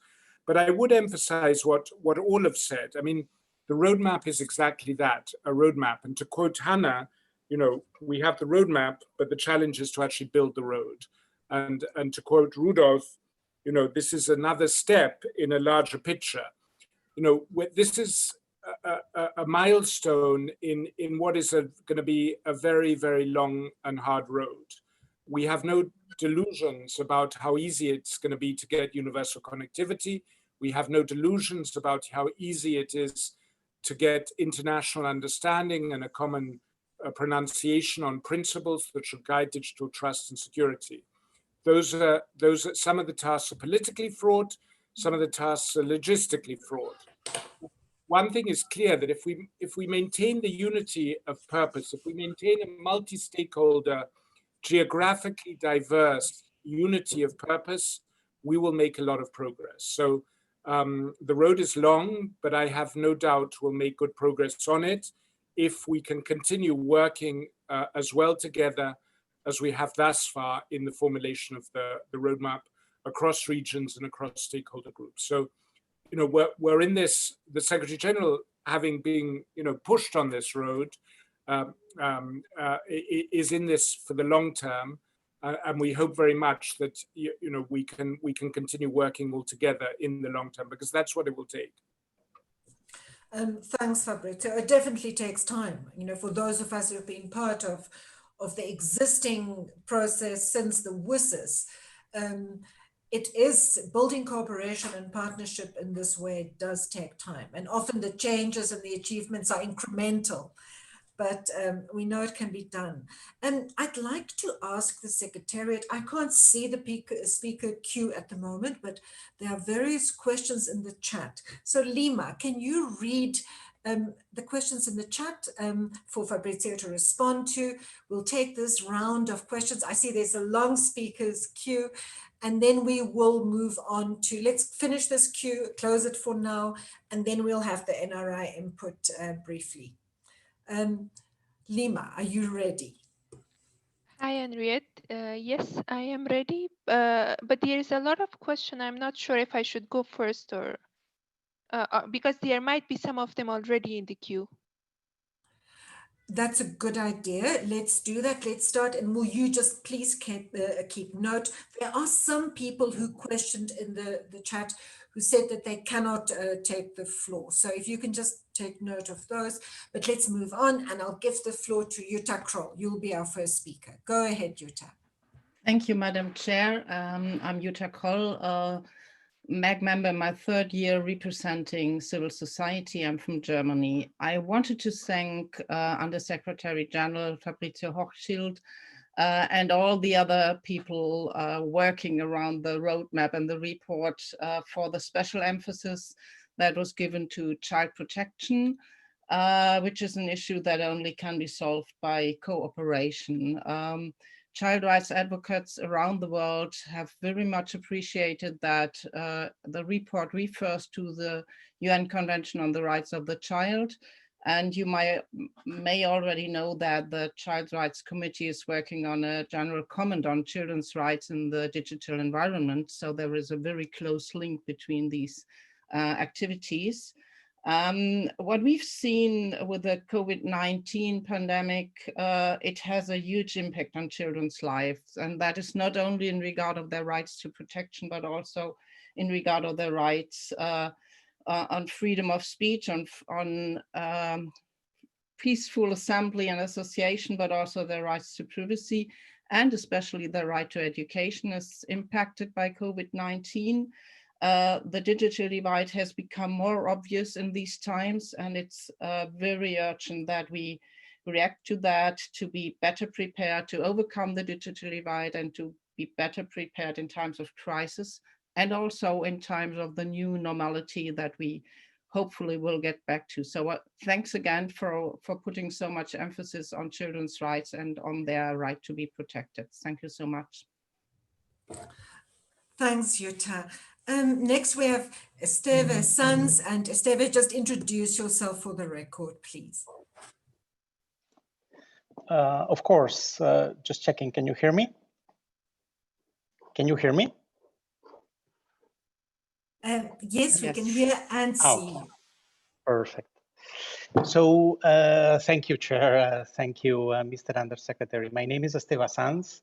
I'm the head of sector of the Internet governance of the European Commission, and I'm going to speak on behalf of my institution. So first of all, the European Commission very much welcomes the publication of the roadmap as a way to streamline the work of the roundtables on the different recommendations of the UN report. Thank you for your hard work and the very, very good results. In particular, on recommendation 5A and 5B on the future cooperation and governance mechanisms, the European Commission supports the development of the proposal for an IGF Plus that will make the IGF more responsive and relevant, while not discarding certain positive aspects of the other two models being discussed. The European Commission, alongside other stakeholders, has put forward suggestions on how to improve the IGF that are aligned with several roadmap recommendations. In particular, the suggestion to have a mechanism to coordinate follow-up actions on IGF discussions and link them to appropriate normative and decision-making forums. The need for the IGF to have a more focused agenda based on a limited number of strategic policy issues. The possibility of stronger links among the Global Forum and its regional, national, sub-regional, and youth initiatives. The idea of better integrating program and intersessional policy developments work to support priority areas. The need to address the long-term sustainability of the forum and the resources necessary for increased participation. The European Commission welcomes the more direct and closer involvement of the UN Secretary General in the IGF Plus model and the appointment of a tech envoy to advise the UN Secretary General on global digital cooperation while maintaining a fully multi-stakeholder bottom-up and inclusive approach. We also welcome the creation of a strategic and empowered multi-stakeholder high-level body that builds on the experience of the existing multi-stakeholder advisory group. The European Commission will continue to cooperate actively with the UN Secretary General Office in the follow-up of this roadmap and its recommendation, as well as the roundtables process, conscious, as we have discussed already, that this is just the first step in a long process of implementation. The European Commission invites all the other parties to do the same, and while the long horizon for the community is the WSIS +20 milestone in 2025, we agree with the UN Secretary General that the time is to act now. Thank you very much. Thank you very much, Esteve, and thank you very much for being with us today. Fabrizio, I'm hoping you're keeping note. There's a very long queue of people. And next, I'm going to ask Lima to, let's take 2 more questions and then I'll give you a chance to respond and then we'll continue. Lima, can you please read those questions from, I think there's Amir Hossein and Christiane, who were not able to take the mic, or anyone else who've put their question in the chat and who's not able to take the mic. Lima, are you ready? Yes, I am ready. There is one question from Christian. He said, what next? With this roadmap, there are lots of excellent recommendations in it, namely around the urgency of connectivity, an explicit call to end internet shutdowns, a call for human-centered development of AI, among others. As we know in the UN, decisions are taken by UN member states via resolution or tweets. This document is the SG roadmap, so is he the one implementing it? Does he instruct, for instance, ITU to drop everything else and get connectivity done? Where does the funding come from? We have another question from... Lima, just to pause, just for the record, that question came from Christiane Roy from the Canadian Mission in Geneva. Thanks, Lima. Move on to the next. Thank you. The next question is from Jim, the Gateway Strategy Group. He says, on the role of digital envoy, would it be a full-time UN staff position, an external part-time advisory? Would it play a role in facilitating connections between the IGF and other fora dealing with digital policy issue inside and external to the UN system? Thanks. We have another question from Dulcie. She said it is so fulfilling to hear a lot of positive statements about a lot of works done on the roadmap of digital cooperation. Is the copy of this roadmap being circulated? Which I think Sylvia already responded. Sorry for that. I think I don't see any. Thanks, Lima. And Fabrizio, that question from Dulcie is a MAG member from the South Pacific. I think it's early hours of the morning for her at the moment. Fabrizio, shall I give you a chance to respond to those initial questions before we move on? Yes, please. Yes, thank you. Well, first of all, on Dulcie's question, I mean that the report is freely available on our website, and there's a lot of explanatory the communications material around it. And if anybody's unsure about the links, we can certainly reshare them. But obviously, we want the roadmap to be disseminated as broad as possible, and we've created tools to make that easier. On Jim's question around the tech envoy, I mean, my understanding is that it would be a full-time position. It's not one of these $1 a year envoys that get engaged part-time. It would be a full-time position with a modest office supporting him or her. I mean, I think the principal role of the envoy would be driving forward the digital cooperation agenda, driving forward the implementation of the roadmap. So to that end, it would most certainly also have a role in being an interface between the IGF and other bodies. But that it should be made clear, though, that this tech envoy position would not be a tech czar. It wouldn't be like the counterterrorism czar that the US appointed post 9/11, where there was a new head of Homeland Security who had executive authority over all entities that pre-existed that were dealing with the issue. That's not the idea. This person, whether he or she, will not be directing all tech activities in the UN. They will have a coordinating role, and there will be an interface for the tech community. They will keep the Secretary General and senior management updated on relevant tech developments. But above all, they will be driving forward, but through cooperation, not through direction, the implementation of the roadmap. I mean, what next? The question of Christian. You know, we will, I mean, the roadmap is out there. So we will now see how member states react. From the launch events, we've got pretty positive feedback from North and from South. I think, it's not surprising because the roadmap was put together through a very consultative process. So people, you know, had inputs.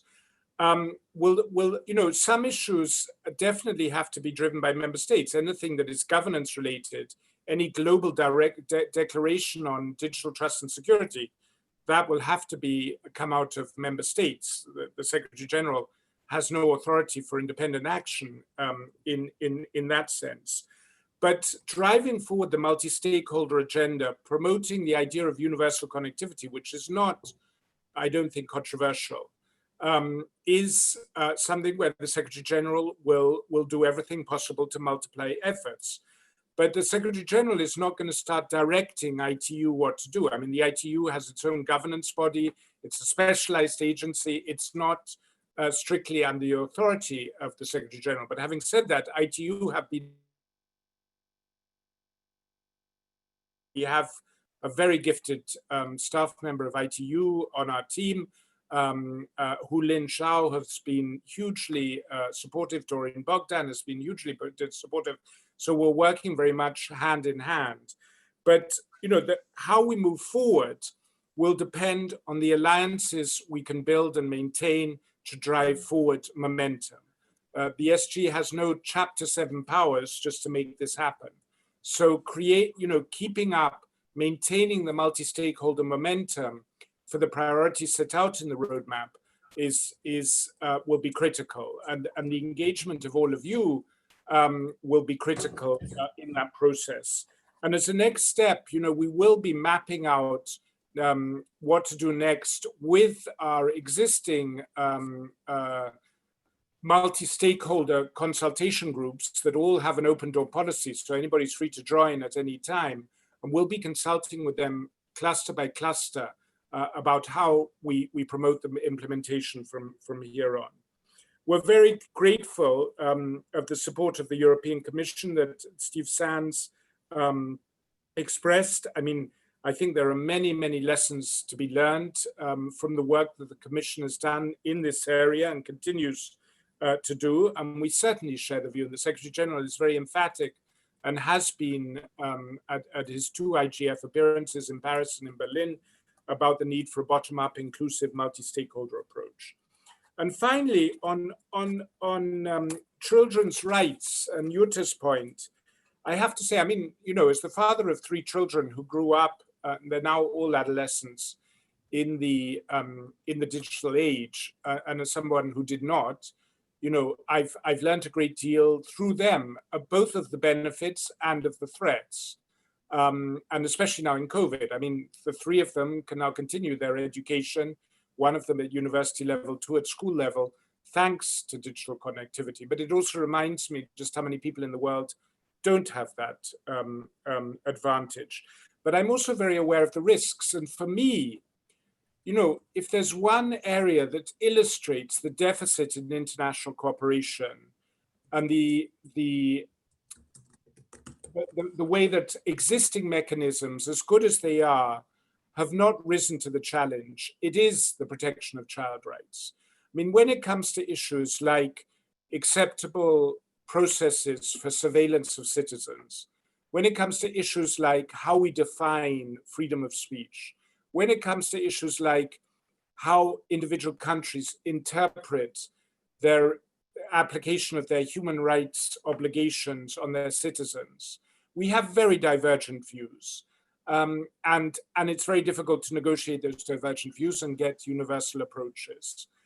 But when it comes to the protection of child rights, and when it comes to seeing the internet as something that should benefit children and not be a threat to them, I don't think there are very divergent views between North, South, East, and West. I think there's a broad international consensus that children should not be harmed over the internet. And yet, all the statistics show, all the experts say that harm to children has grown at a more rapid speed than connectivity. So this is an area where you can't say, but East and West see things differently, or we see human rights differently, or we have different approaches. No, everybody shares the same values in this area, and yet cooperation, and it takes international cooperation, because as you all know, the consumers of child abuse can be in one country, and the producers, more often than not, are in another country. So it is an international problem. So even in an area where there's clear consensus on an international level, the cooperation mechanisms that we have are not effective or not adequately effective in curtailing the harms. So, it's very clear that we need to improve our game, and it's nowhere better illustrated than this. And I think if there's one tangible outcome that we want out of this process, it's to make sure that children of the future will benefit equally from connectivity and will benefit safely from internet connectivity. Thanks, Fabrizio. I wish I could respond to that myself, but I won't. I'm the chair. We have a question in the chat, excuse me, everyone, about sanctions, about digital sanctions. Will this roadmap or this process that we're establishing help address, for example, how a country, the question is from Iran, how some countries are affected by not getting access to certain technology, certain internet technology. So that's one question for you to note. And then we've got a long queue here. Everyone, we are going to have to go over a little bit, but please, we need to let Fabrizio go and we need to close our meeting. So keep your questions very short. And Fabrizio, I am going to give everyone a chance, and we still need a 2-minute input from the NRIs. And then I hope not to keep you too much longer. Next, we have Giacomo Mazzoni. Yes, thank you very much, Henriette. Thank you, Fabrizio, for listening to us. Just very short comment to what has been said. I think that we need to go for the IGF plus model, of course, but need to integrate in it and to organize around it a strong link with all the good things that already exist. For instance, the Broadband Commission of the ITU is a very interesting model. The WSIS produce very interesting reflections, but even other things that we are not usually thinking about, like the United Kingdom, Canada initiative on freedom of expression that was launched last year. There's a lot of things to see and a lot of contribution possible if we are able to integrate all of that in the roadmap. So I think that, as has been said by Anna, by Esteve and others, we need to think to, and by Thomas, we need to think to a global architecture where all these things can work together and can find their place. And of course, preaching for my community, I think that media are still not properly figured out in this panorama, while they are an essential tool if we want to reach the 100% of the population. So I still insist for getting this in the picture as best as possible. Thank you. Thanks very much, Giacomo. Nigel, you are next, and then after Nigel, we'll have Danko. But just before Danko, I give you the floor, I believe there's a question in the chat that Lima will read for us. So next we have Nigel. Yes, and thank you very much. Thank you, Under Secretary General. Three very brief points, if I may. I'm Nigel Hickson. I'm speaking on my own behalf. I have a bit of a history on internet governance, but apart from that, nothing significant at all. First of all, thank you very much for the launch last week of the roadmap and the incredible work that went into that, and also for the implementation sessions which you hosted on Friday and yesterday. I thought these were particularly useful in sort of teasing out some of the underlying points in the roadmap. Secondly, as others have said, it's a great, it's very encouraging to see the support given to the Internet Governance Forum in the roadmap. It's really excellent to hear the interventions that we heard earlier from the United Arab Emirates and Germany, the co-hosts of the roundtable on that, and how they're taking forward the options paper. And I think this is going to be very significant indeed for the IGF. One of the points picked up from the consultations that I've been taking part in on the different models was obviously the need for the IGF to enhance, to be nimble, to be flexible, and to perhaps take account of some of the support given in many quarters to the issue and to the concept of internet commons and of norms.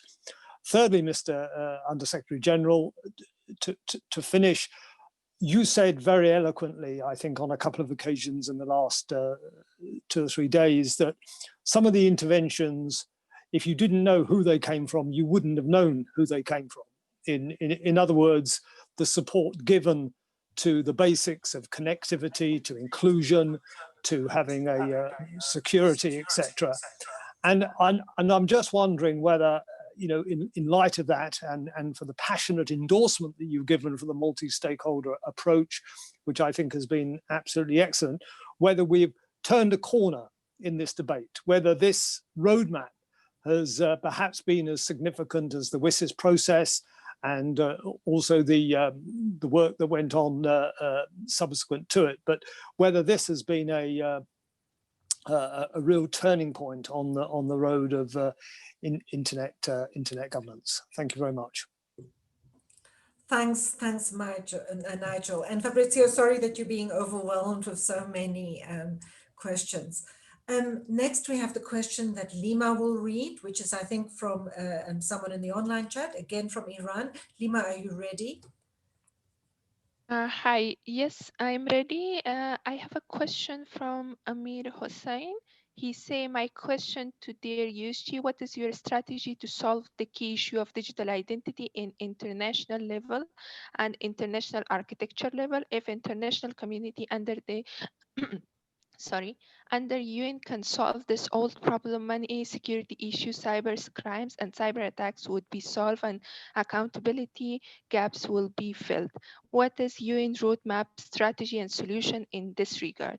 Many thanks for your efforts during this year. And I have one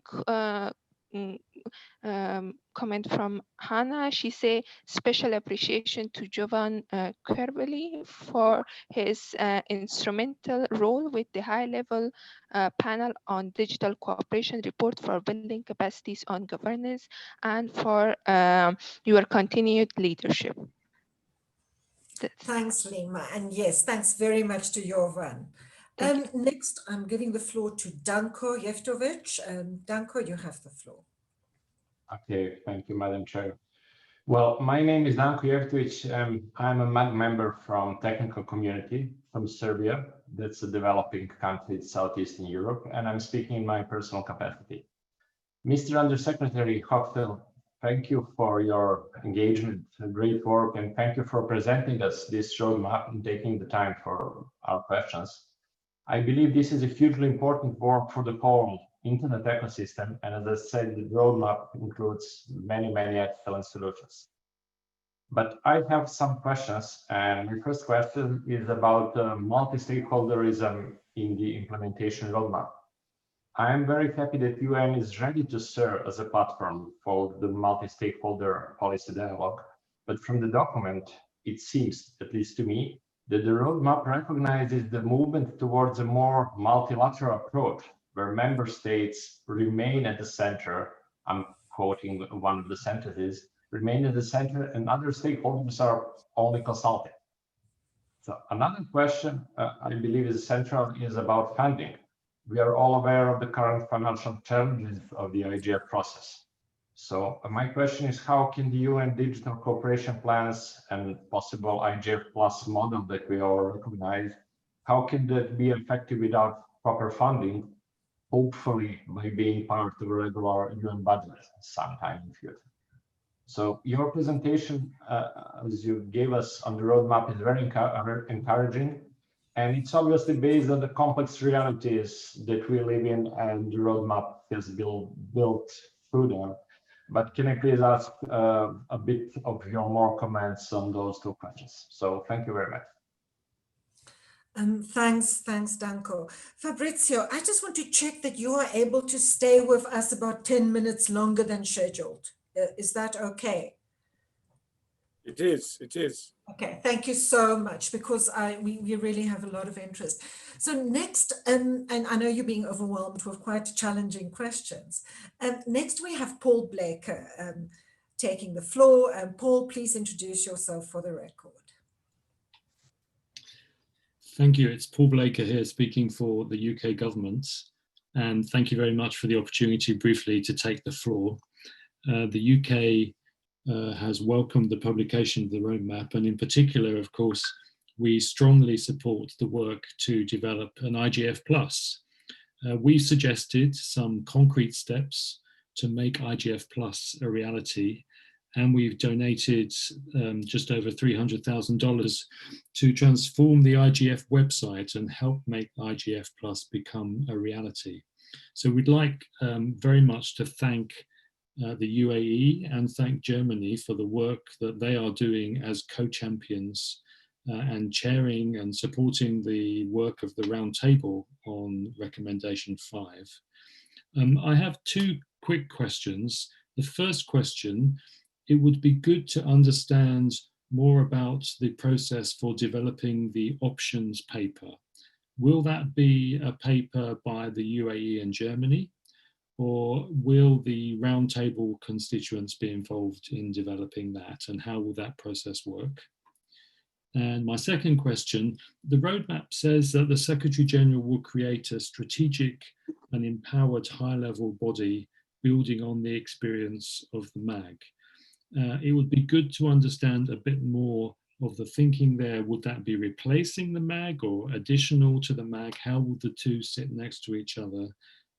I wonder if it's possible just to understand some of the issues and some of the thinking behind that proposal. Thank you very much.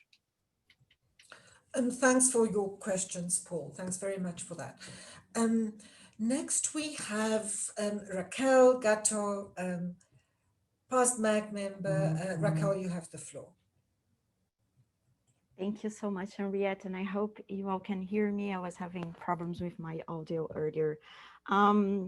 I do want to, well, I'm Raquel Gatto. I'm speaking on my individual capacity. If Nigel has little history on the internet governance, I have less than that. So anyway, that's my background. But I wanted to take my intervention into three pieces. The first one is to take some time to really be grateful for all the work the Undersecretary and his team, as well as all the co-champs and everyone involved is taking, despite all the challenges with the pandemic. I guess we've been complaining for all the travel and the time we take for travels, but I've seen you all in the calls, and you were probably now suffering with the burnout from Zoom calls or whatever platform you were using. So thank you very much for all the individual and the efforts put there.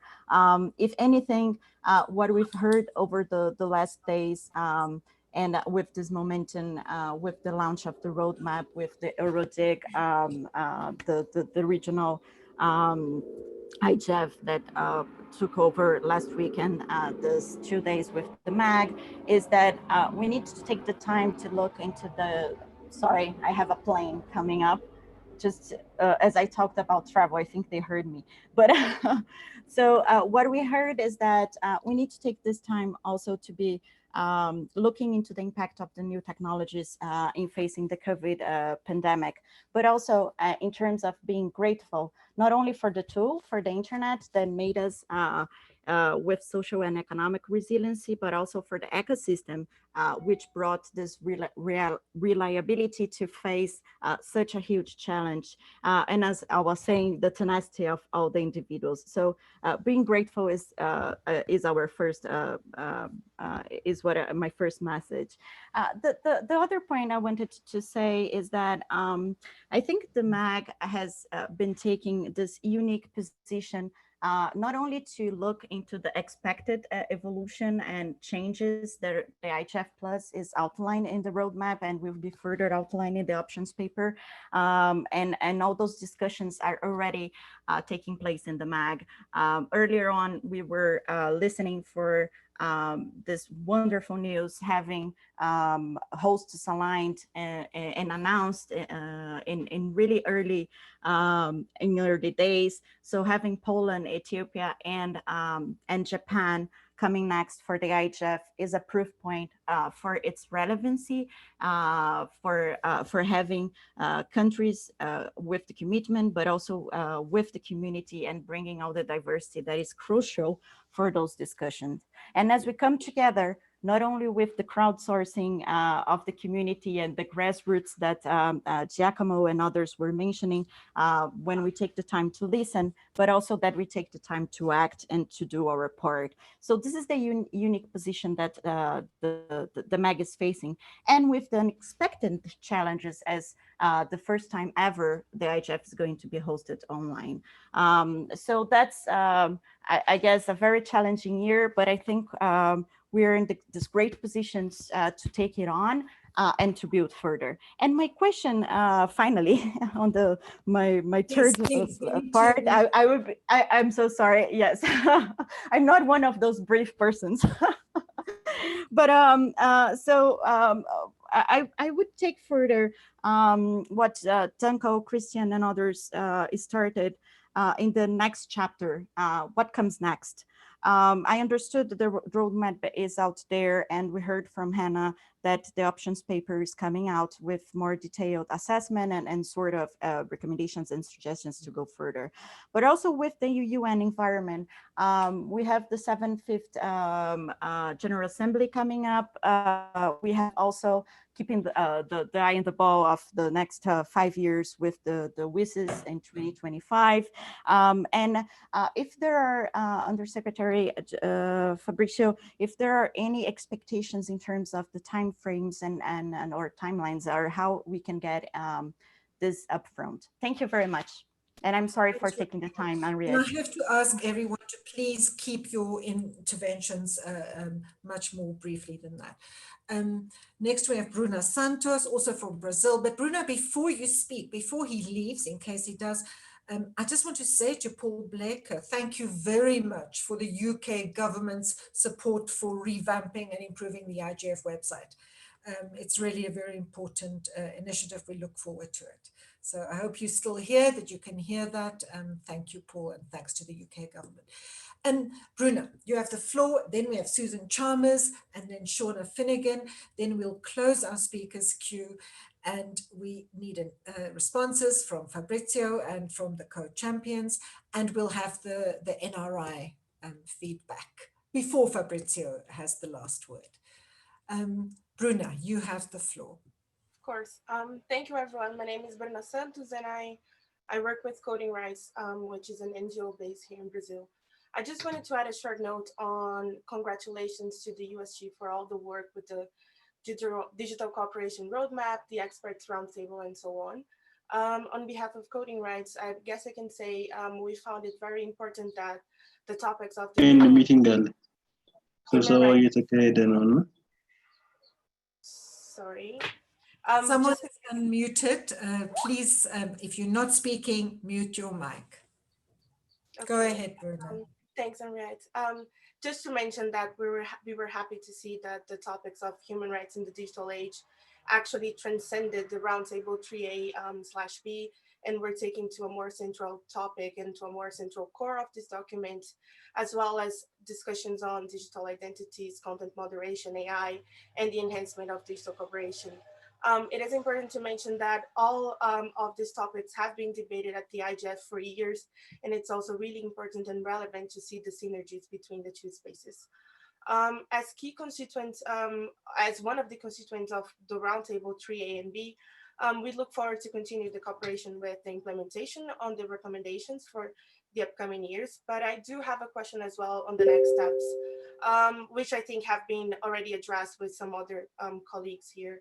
USG Fabrizio started to address it by mentioning that the roundtables will be involved in this process of implementation, but with regards to more explicit terms of these next steps, I do believe and agree that some of the actions can be taken by the states, but there are a lot of other actions and maybe a plethora of other discussions that can be shared between civil society, private sector, academia, and so on. So my question would be if there is such thing as a mapping of those actions already, or any other topics or convergencies that other actors can be involved. And yeah, just put ourselves at disposition for any other future works on these topics. Thank you very much. Thank you, Bruna, and my apologies that I have to rush you.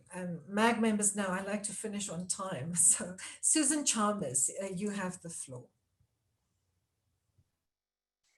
Thank you, Henriette. Are you able to hear me? Yes, we can hear you clearly. Okay, thank you. I actually did withdraw my hand, but I don't think the system updated. I'd like to thank Paul Blaker for actually asking the questions that I was interested in. So I will yield my time. Thank you. Thanks, Susan. And that was, for the record, Susan Chalmers, MAG member from the US government. Next, we have Shauna Finnegan. Shauna, please introduce yourself. Hi, thank you so much for the opportunity to share a brief question. So my name is Shauna Finnegan. I work with the Association for Progressive Communications and based in Winnipeg in Canada. So my question is in relation to the impact of technology on the environment and opportunities to use technology to respond to the climate crisis. The introduction to the report refers to the impact and opportunities of technology on the environment, but notes that there is not explicit indication of environmental issues in the panel's report. Undersecretary, thank you so much for being here with us. If you're able, can you speak to some of the ways in which the environment is considered implicitly in the report, such as guidance on impact assessments in the development and use of digital technologies? Thank you very much for the time. Thanks very much, Shauna. And Fabrizio, my apologies that you have this long list of questions to respond to. But just in order to give you the time to respond to everything, I would now like the national regional IGF initiatives to give us a 2-minute snapshot of the input paper that was produced by the IGF national and regional initiatives and youth IGF initiatives. And then we'll allow Fabrizio to respond and Rudolf and Hannah if they wanted to add. Mark, are you ready? Yes, thank you, Henriette. And I think I've successfully unmuted myself. 2 minutes, that's quite a tall order, but I'll see what I can do.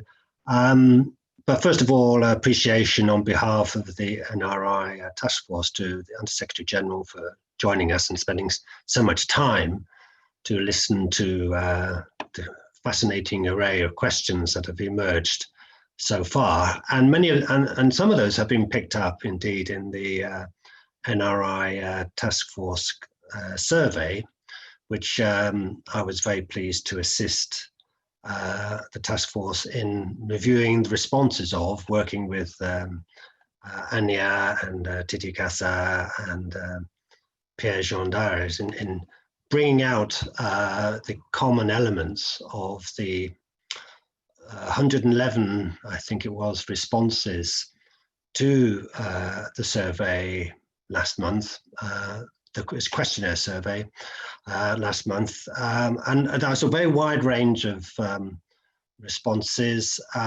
geographically and across all the major constituencies. So it was a very successful, in my view, survey, quickly put together by the task force, and that was a very impressive piece of networking and collaboration by the NRI network. So quickly moving on to, well, what did the responses basically say? There was overwhelming support for sustaining global digital cooperation mechanisms that are multi-stakeholder, multidisciplinary, accessible and open, transparent processes covering all perspectives. So very, very strong reinforcement of that key aspect of engagement and openness in devising the way forward for digital cooperation. And as has been readily commented previously, the IGF Plus model of the three options of the architecture was the overwhelming choice of preference in terms of devising the core architecture, if you like, of the governance of digital cooperation. So very strong support for that, but also picking up a point that Rudolf made earlier, there were quite a lot of comments about pulling in some of the elements of the other two options, the distributed co-governance architecture and the digital commons architecture, the other one, pulling in some elements of those into a kind of hybrid, if you like, version of the IGF Plus approach, which there were a lot of comments saying, you know, don't automatically rule out the other options. There were good points that came out of those, the thinking that the high-level panel put into the architecture as shown in those other options. Another key point I think worth noting was that there was a lot of support for the IGF Plus in its future role, having the facility to make recommendations. The IGF in the past has always had that as a sort of thing in the back pocket, but never done it. But in terms of giving a function which has more impact for the multi-stakeholder process of examining the challenges of digital and the way forward for the internet and so on, the ability to make recommendations for other parts of the internet community, of the ecosystem of governance of digital to pick up and implement. Was a lot of support for that as a conceptual move forward for the IGF in delivering real impact. And also a third key point was integrating the NRI networks into this whole architecture so that they are the channels for pushing up proposals and thoughts and opportunities for dialogue from the national and regional level into the global forum, and then wider dissemination. The NRI is going to have that important role in disseminating outputs at the local and national level. The survey also had questions about the elements of functions that could be developed into the IGF Plus, the cooperation accelerator, policy incubator. A lot of support for that, but some caution about looking at what already exists, not overly duplicating what does exist and work successfully. For example, observatories. There are observatories around that do that, and maybe help desks. That function could be at a much lower level, the local and regional level, rather than the global level of the IGF Plus. Support for strengthening the linkage to the UN, for the appointment of the tech envoy. All of that came through very positively in the responses to the survey. So that's very quick. I probably went way over 2 minutes. Henriette, apologies. But maybe in the chat, the link, if maybe Anya could have put that into the link. Anya has already posted the link. Okay, you'll get a lot more detail, and I hope that's helpful for informing Hannah and Rudolf, and indeed the Secretary General's team as they concretize the roadmap in real proposals that are going to serve the global community. I hope that's helpful. Thank you. Thanks very much. And my apologies that we didn't allocate 2 hours to this session. So I want to give now the floor back to Fabrizio to answer as many of those questions as he had time to capture, and then to Rudolf and Hannah. And I know Thomas Schneider cannot be with us, but Jorge is with us, Jorge Cancio. So I notice, Hannah, just watch the chat. I see there's a question for you in the chat. But Fabrizio, first I'm going to give the floor to you to respond to this flood of questions and responses. Thank you, Henrietta, and they're all excellent questions. If I could just make an appeal also for now and for the future, but please just, if everybody could just call me Fabrizio, it would be much simpler. So please refer to me Fabrizio, and forgive me if I also refer to you by your first names. First, there was a question from Iran on sanctions. I mean, the Secretary General since late March has been very clear in appealing for the easing or the waiving of sanctions in public health interests against the backdrop of COVID. And those words have been echoed by Michelle Bachelet, the High Commissioner for Human Rights. So the UN's position on that, the Secretary General's position on that, is very clear. In terms of Giacomo's point about global architecture, I mean, we fully agree. We want global approaches, bottom-up approaches, inclusive approaches. But global is the key word, because there's a tendency in this domain which is growing towards fragmentation of approaches, either by stakeholder groups or among like-minded states. And as important as that can be as a stepping stone towards more global approaches, we will be undermining many of the benefits of the internet if we can't get global cooperation functioning better. On Nigel's point, very eloquent points, does the roadmap represent, have we turned a corner? I mean, I found the response to the roadmap so far tremendously encouraging. I think there were, more than the usual diplomatic words of support. I think the roadmap did hit a chord. It struck a note that has become much more relevant against the backdrop of COVID. The threat of inequality posed by lack of progress on universal connectivity. I don't think there's any disagreement on that. The need for more safe and secure internet, the need for the digital technology to be of broader benefit to the public good.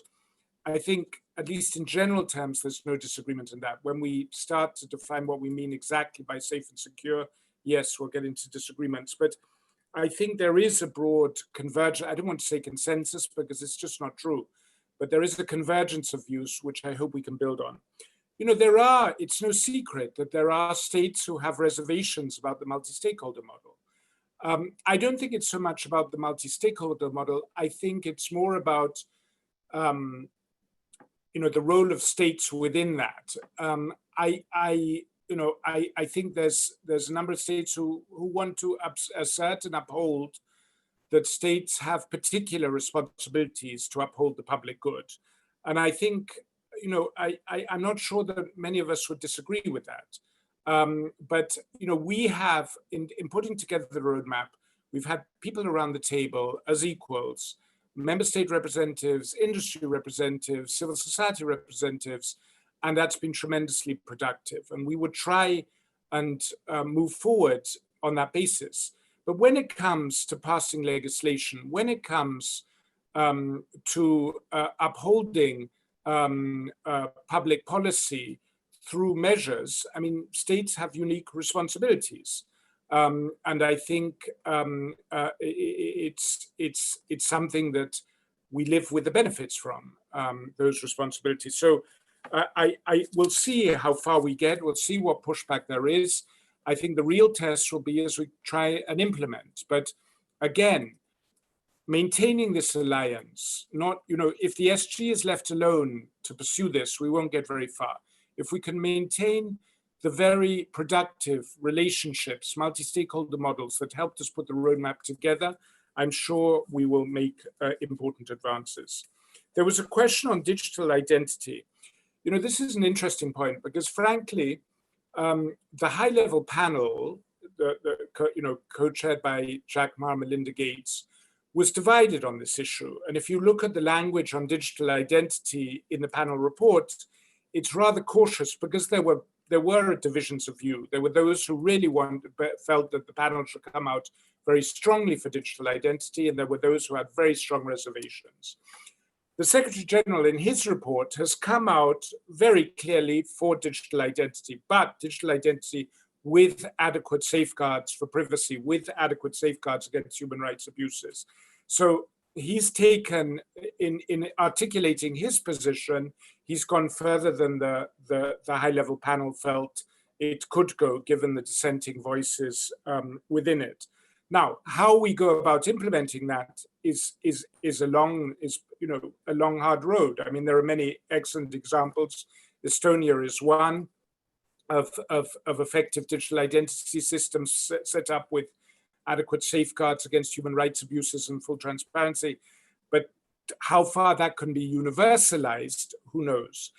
The panel makes the report, not the panel, makes very clear that digital identity is a key tool for integrating international systems, those who are now have no nationality, have no identity, and because they have no nationality, no identity, they're deprived of all benefits of the protection of the state, of social services, etc.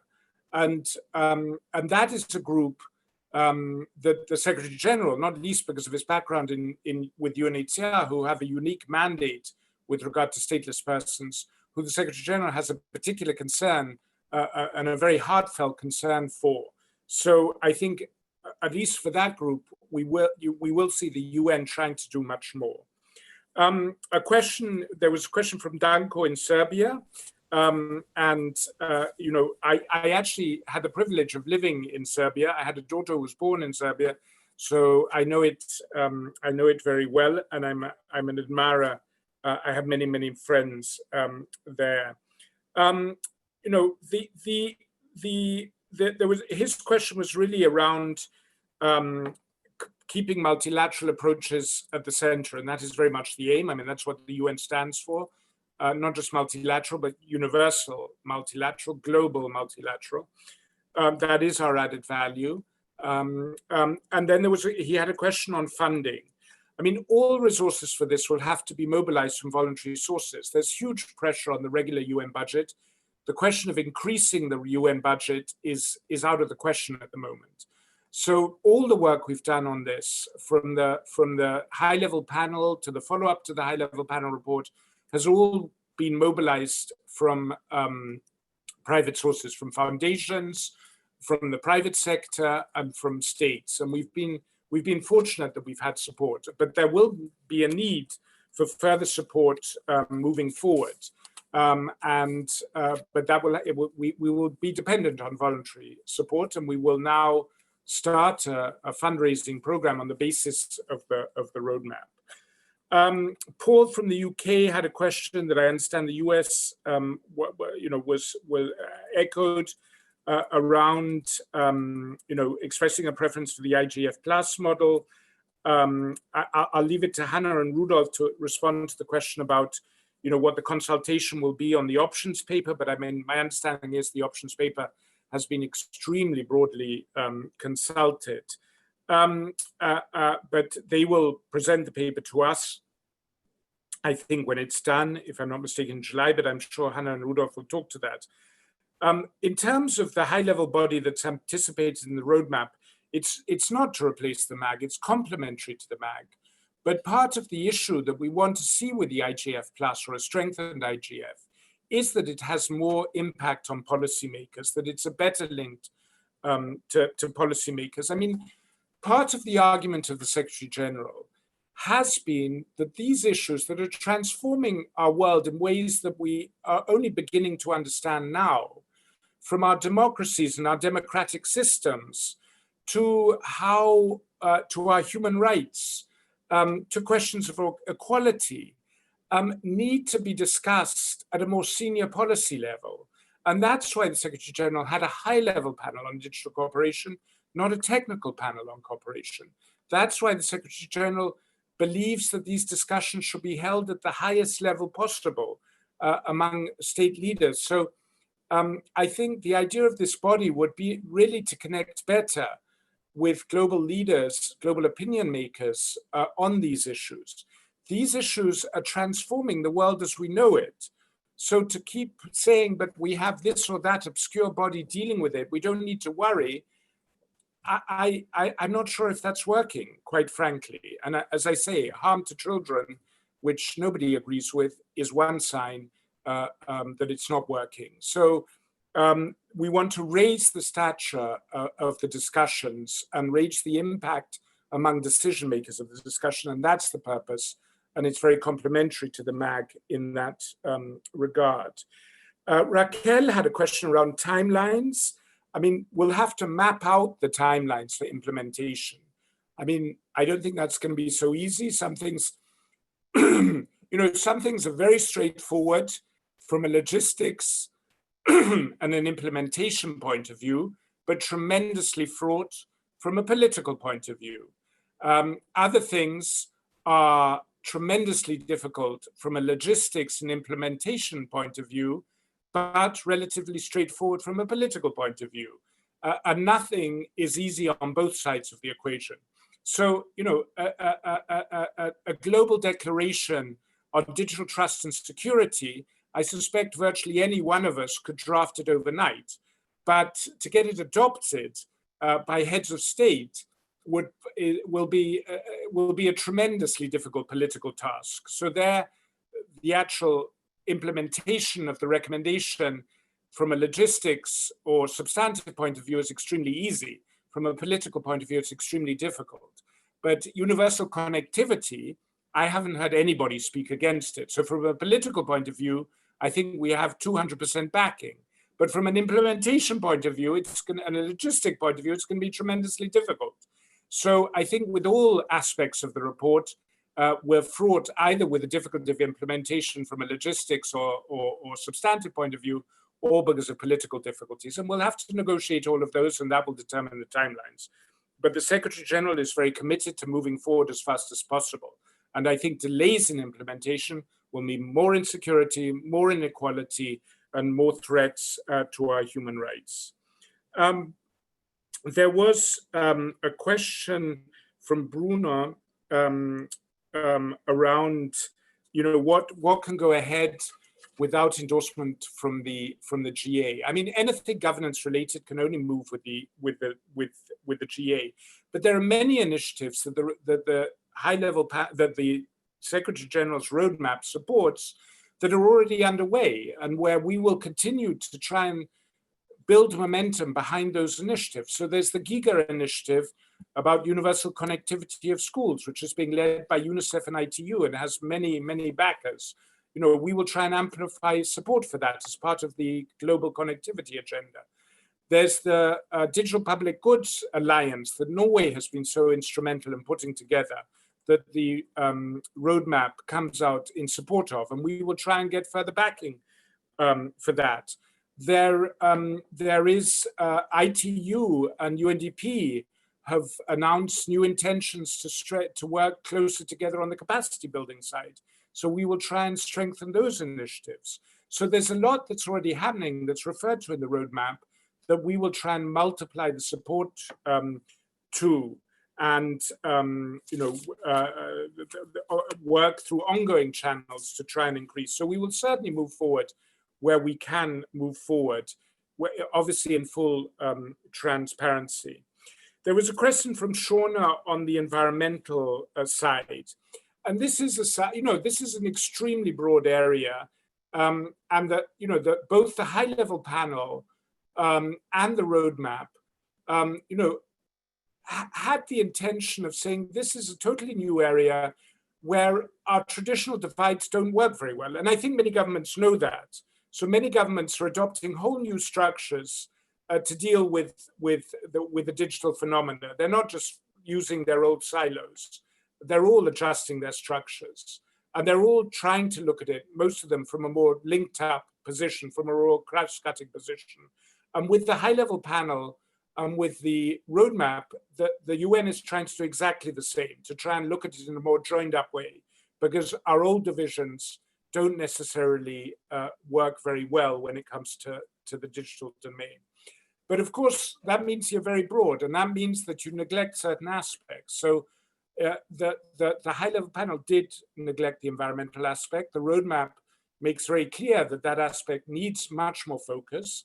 We are going to work with UNEP. Inga Andersen, the new head of UNEP, gave a very eloquent speech yesterday. She made very clear that this cannot be treated as we mistitled it as another area, because everything depends on the environment. I mean, our life depends on the environment, so it has to be made much more central. And exactly how we go about that, I mean, we will build on existing initiatives. I mean, there are many positive, the use of AI applications to optimize energy consumption is one tremendous benefit of digital technologies to the environment. But we will be working with Inga Andersen and her team, as we'll be working with other partners who have a particular concern in this area, like you, Shauna, to see how we can develop and do more in this area. And then finally, there were Mark's points, and it was very useful feedback, and we appreciate that feedback. On that, I'd like to thank you all for this tremendously useful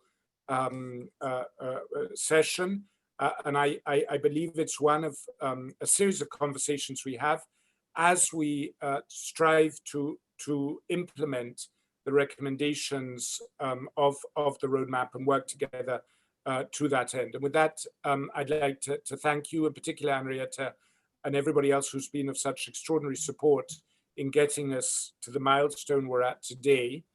And I'd like to hand back to you, Henrietta, and I think you indicated you were going to give the floor to Hannah and Rudolf. Thank you so much, Fabrizio. That was expertly done, and we should have allocated more time. But thank you very much for being with us and for staying so much longer than planned. Hannah and Rudolf, as the co-champions of Recommendation 5A and B on the architecture of digital cooperation, can you please respond to the questions that have been made about the options paper, please? And then we'll close after that. So everyone bear with us, we are nearly done. Yes, this is Rudolf, voluntarily. First of all, of course, it is true what Fabrizio has said. There has been an extensive consultation. All the input, the written input that we got is public, is on the website, global-cooperation.digital. So there is already a lot of transparency, and everyone, of course, is invited, if he or she is interested, to look at it. Nevertheless, we thought, as we have been in a process with key constituents from the very outset, we would like to share our thoughts with the key constituents before transmitting them to the Secretary General at one point in time. What we do not want to start is a common drafting exercise. I think that will be a little bit too burdensome. But once we have agreed amongst ourselves and with Fabrizio's team on an options paper, we will then share it with the key constituents who can have a look at it and flag, I would say, very red lines. But in order to keep the process going and not to burden it too much, we would not like to have, a drafting exercise with 20 or more parties around the table, but we would rather go for this lean consultation mechanism that we will, so we will give some days of time to read and respond, and then with the input we get and perhaps some amendments or not, let's see, we will then forward it to the SG, as I said, probably towards the end of July, beginning of August. That is the process that we were thinking about, and which will also, as it already has been or will be, published also on the website that I just mentioned, global-cooperation.digital. Thank you. Thank you very much, Rudolf. Hannah, can you add to that, please? Thanks so very much. Just echoing, of course, what my very esteemed colleagues have just said. And as I mentioned, also in response to some of the comments in the chat, what we will be submitting is, as per the name, as the name suggests, an options paper. What we were asked to do from the beginning is essentially to look at the report, which was also put together in a very consultative way, and by bringing in a lot of perspectives from across the globe and different sectors, was to look at how to concretize some of the recommendations on digital architectures. Our approach to that has been to cast a wide net and to get in perspectives. And now our task is to look at that range of perspectives that we've received and see what concretely can be done as suggestions for the Secretary General. The actual action will be, of course, partly for the Secretary General to decide, partly as the Under-Secretary General has suggested, partly for the appetite of member states on what they would like to do with their processes, and also for the multi-stakeholder community on what concretely can be done, right? So I think that some of the ideas don't necessarily need an entire summit to decide on, but some steps might benefit from that. So we're just receiving the last inputs. We will be looking widely and we'll try to come up with something constructive. But I would stress that that the responsibility is a shared one for us to find ways to cooperate across sectors and across regions, and to leave nobody behind in our digital future. So thank you so very much for your continued engagement. You're not off the hook yet. Thank you. Thanks very much for that, Hannah. And I see there are comments in the chat about the importance of consultation and consensus. To close this segment, I'm going to ask Jorge Cancio, member of the MAG. Switzerland is not one of the co-champions of Recommendation 5B. They're a key constituent, but have been very supportive of this process. And as you all know, we organized, as MAG chair and myself and Fabrizio's office, we organized a similar consultation in January at the first MAG and open consultation. So Jorge, do you want to make some closing remarks, please? Are you ready?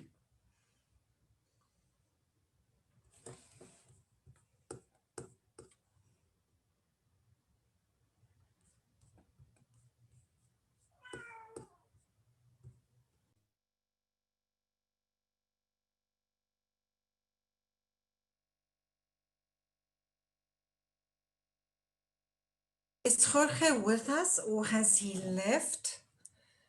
I'm just checking to see if I have a message from him. There is a message to unmute. There is a message from someone to unmute. Jorge, you are muted. Jorge, are you there? Yeah, it seems his microphone is not, but we'll see. Do you hear me now? Yes, now we can Hello? hear you. We can hear you. Hello, everyone, and thank you very much, Henriette. I will be very brief and just in our role that Fabrizio mentioned at the very start of the high-level panel and also all along the process. I just wanted to stress very clearly and very loudly that today and with the publication of the roadmap, it's really a big milestone for the IGF, a huge recognition of its role, and the roadmap really includes very useful measures to strengthen the IGF in the spirit of the IGF Plus. It includes already good elements from the other models. There are a lot of issues about digital public goods all along the roadmap. The notion of stronger networks coming from the co-governance model is also included. So I think we have also to congratulate the whole community, and of course Fabrizio and his team for this outstanding work. And of course also to the co-champions, to Germany and the UAE, for those consultations in Latin America and Africa with Mission Publique all over more than 80 countries. Also the NRI consultations, which all have confirmed what we saw in Berlin and in Geneva in January, that the right way to go is this IGF with elements from the other models, as is already built into the roadmap. So going back to something that some of the intervenants said, who asked about the UN budget, I would reply, don't ask the UN about this, ask yourself about what we can do about funding and improving the digital cooperation, about improving the IGF. So we have to walk the talk. If this is a multilateral and multi-stakeholder ecosystem, we all have to fund it. So I leave it by that, and we are of course happy to continue engaging in this process. Thank you very much, Jorge. Thanks to Hannah and Rudolf, and thanks to Fabrizio. And I don't want to keep anyone any longer. This has been a long session. It's been a very rich session. And I think that this is for the IGF. This is an incredible opportunity, as Jorge has said, and to take all of this on board as we plan IGF 2020 and as we strengthen IGF for the future. I'm very happy to say that we have environment as one of our main themes this year. The other themes, inclusion, trust, and data, also resonate with some of the substantive issues that are identified in the roadmap. So for us as the IGF community, it's a fantastic opportunity to connect with this process and to take it forward. So on that note, everyone, I'm very sorry to run late. I don't normally do this, but sometimes it's worth it. So thanks for staying late. We're now closing the open consultation, the second open consultation of IGF 2020. And thank you every single person who were with us for this process and this experiment of a virtual open consultation. Tomorrow the MAG will meet, and you are welcome to observe. But the open consultation has now closed. Thanks enormously to the Secretariat for all your work. We've got a quick poll for you to respond to, just to give us some feedback on the meeting. And on that, goodbye to everyone, and the early risers and the late stayer-uppers. Thank you very much, everyone. Thanks to the interpreters. And thanks also to the captioners. We wouldn't be able to do this without you. And Luis, our technician, are you there? Are you ready to close the poll? How does it look? We need a few more people to respond. And thanks to our wonderful Madam Chair. Thank you, Henriette, for taking so much effort. It was a pleasure. You were also well prepared. So thanks, everyone. And the meeting is closed, and those of you that will be with us tomorrow, see you tomorrow. Thank you very much, Fabrizio, if you are still with us. Thank you very much, Henriette, and thank you, everybody. Thanks, Shanghai. Thanks, Secretariat. Thank you very much. Thank you to all.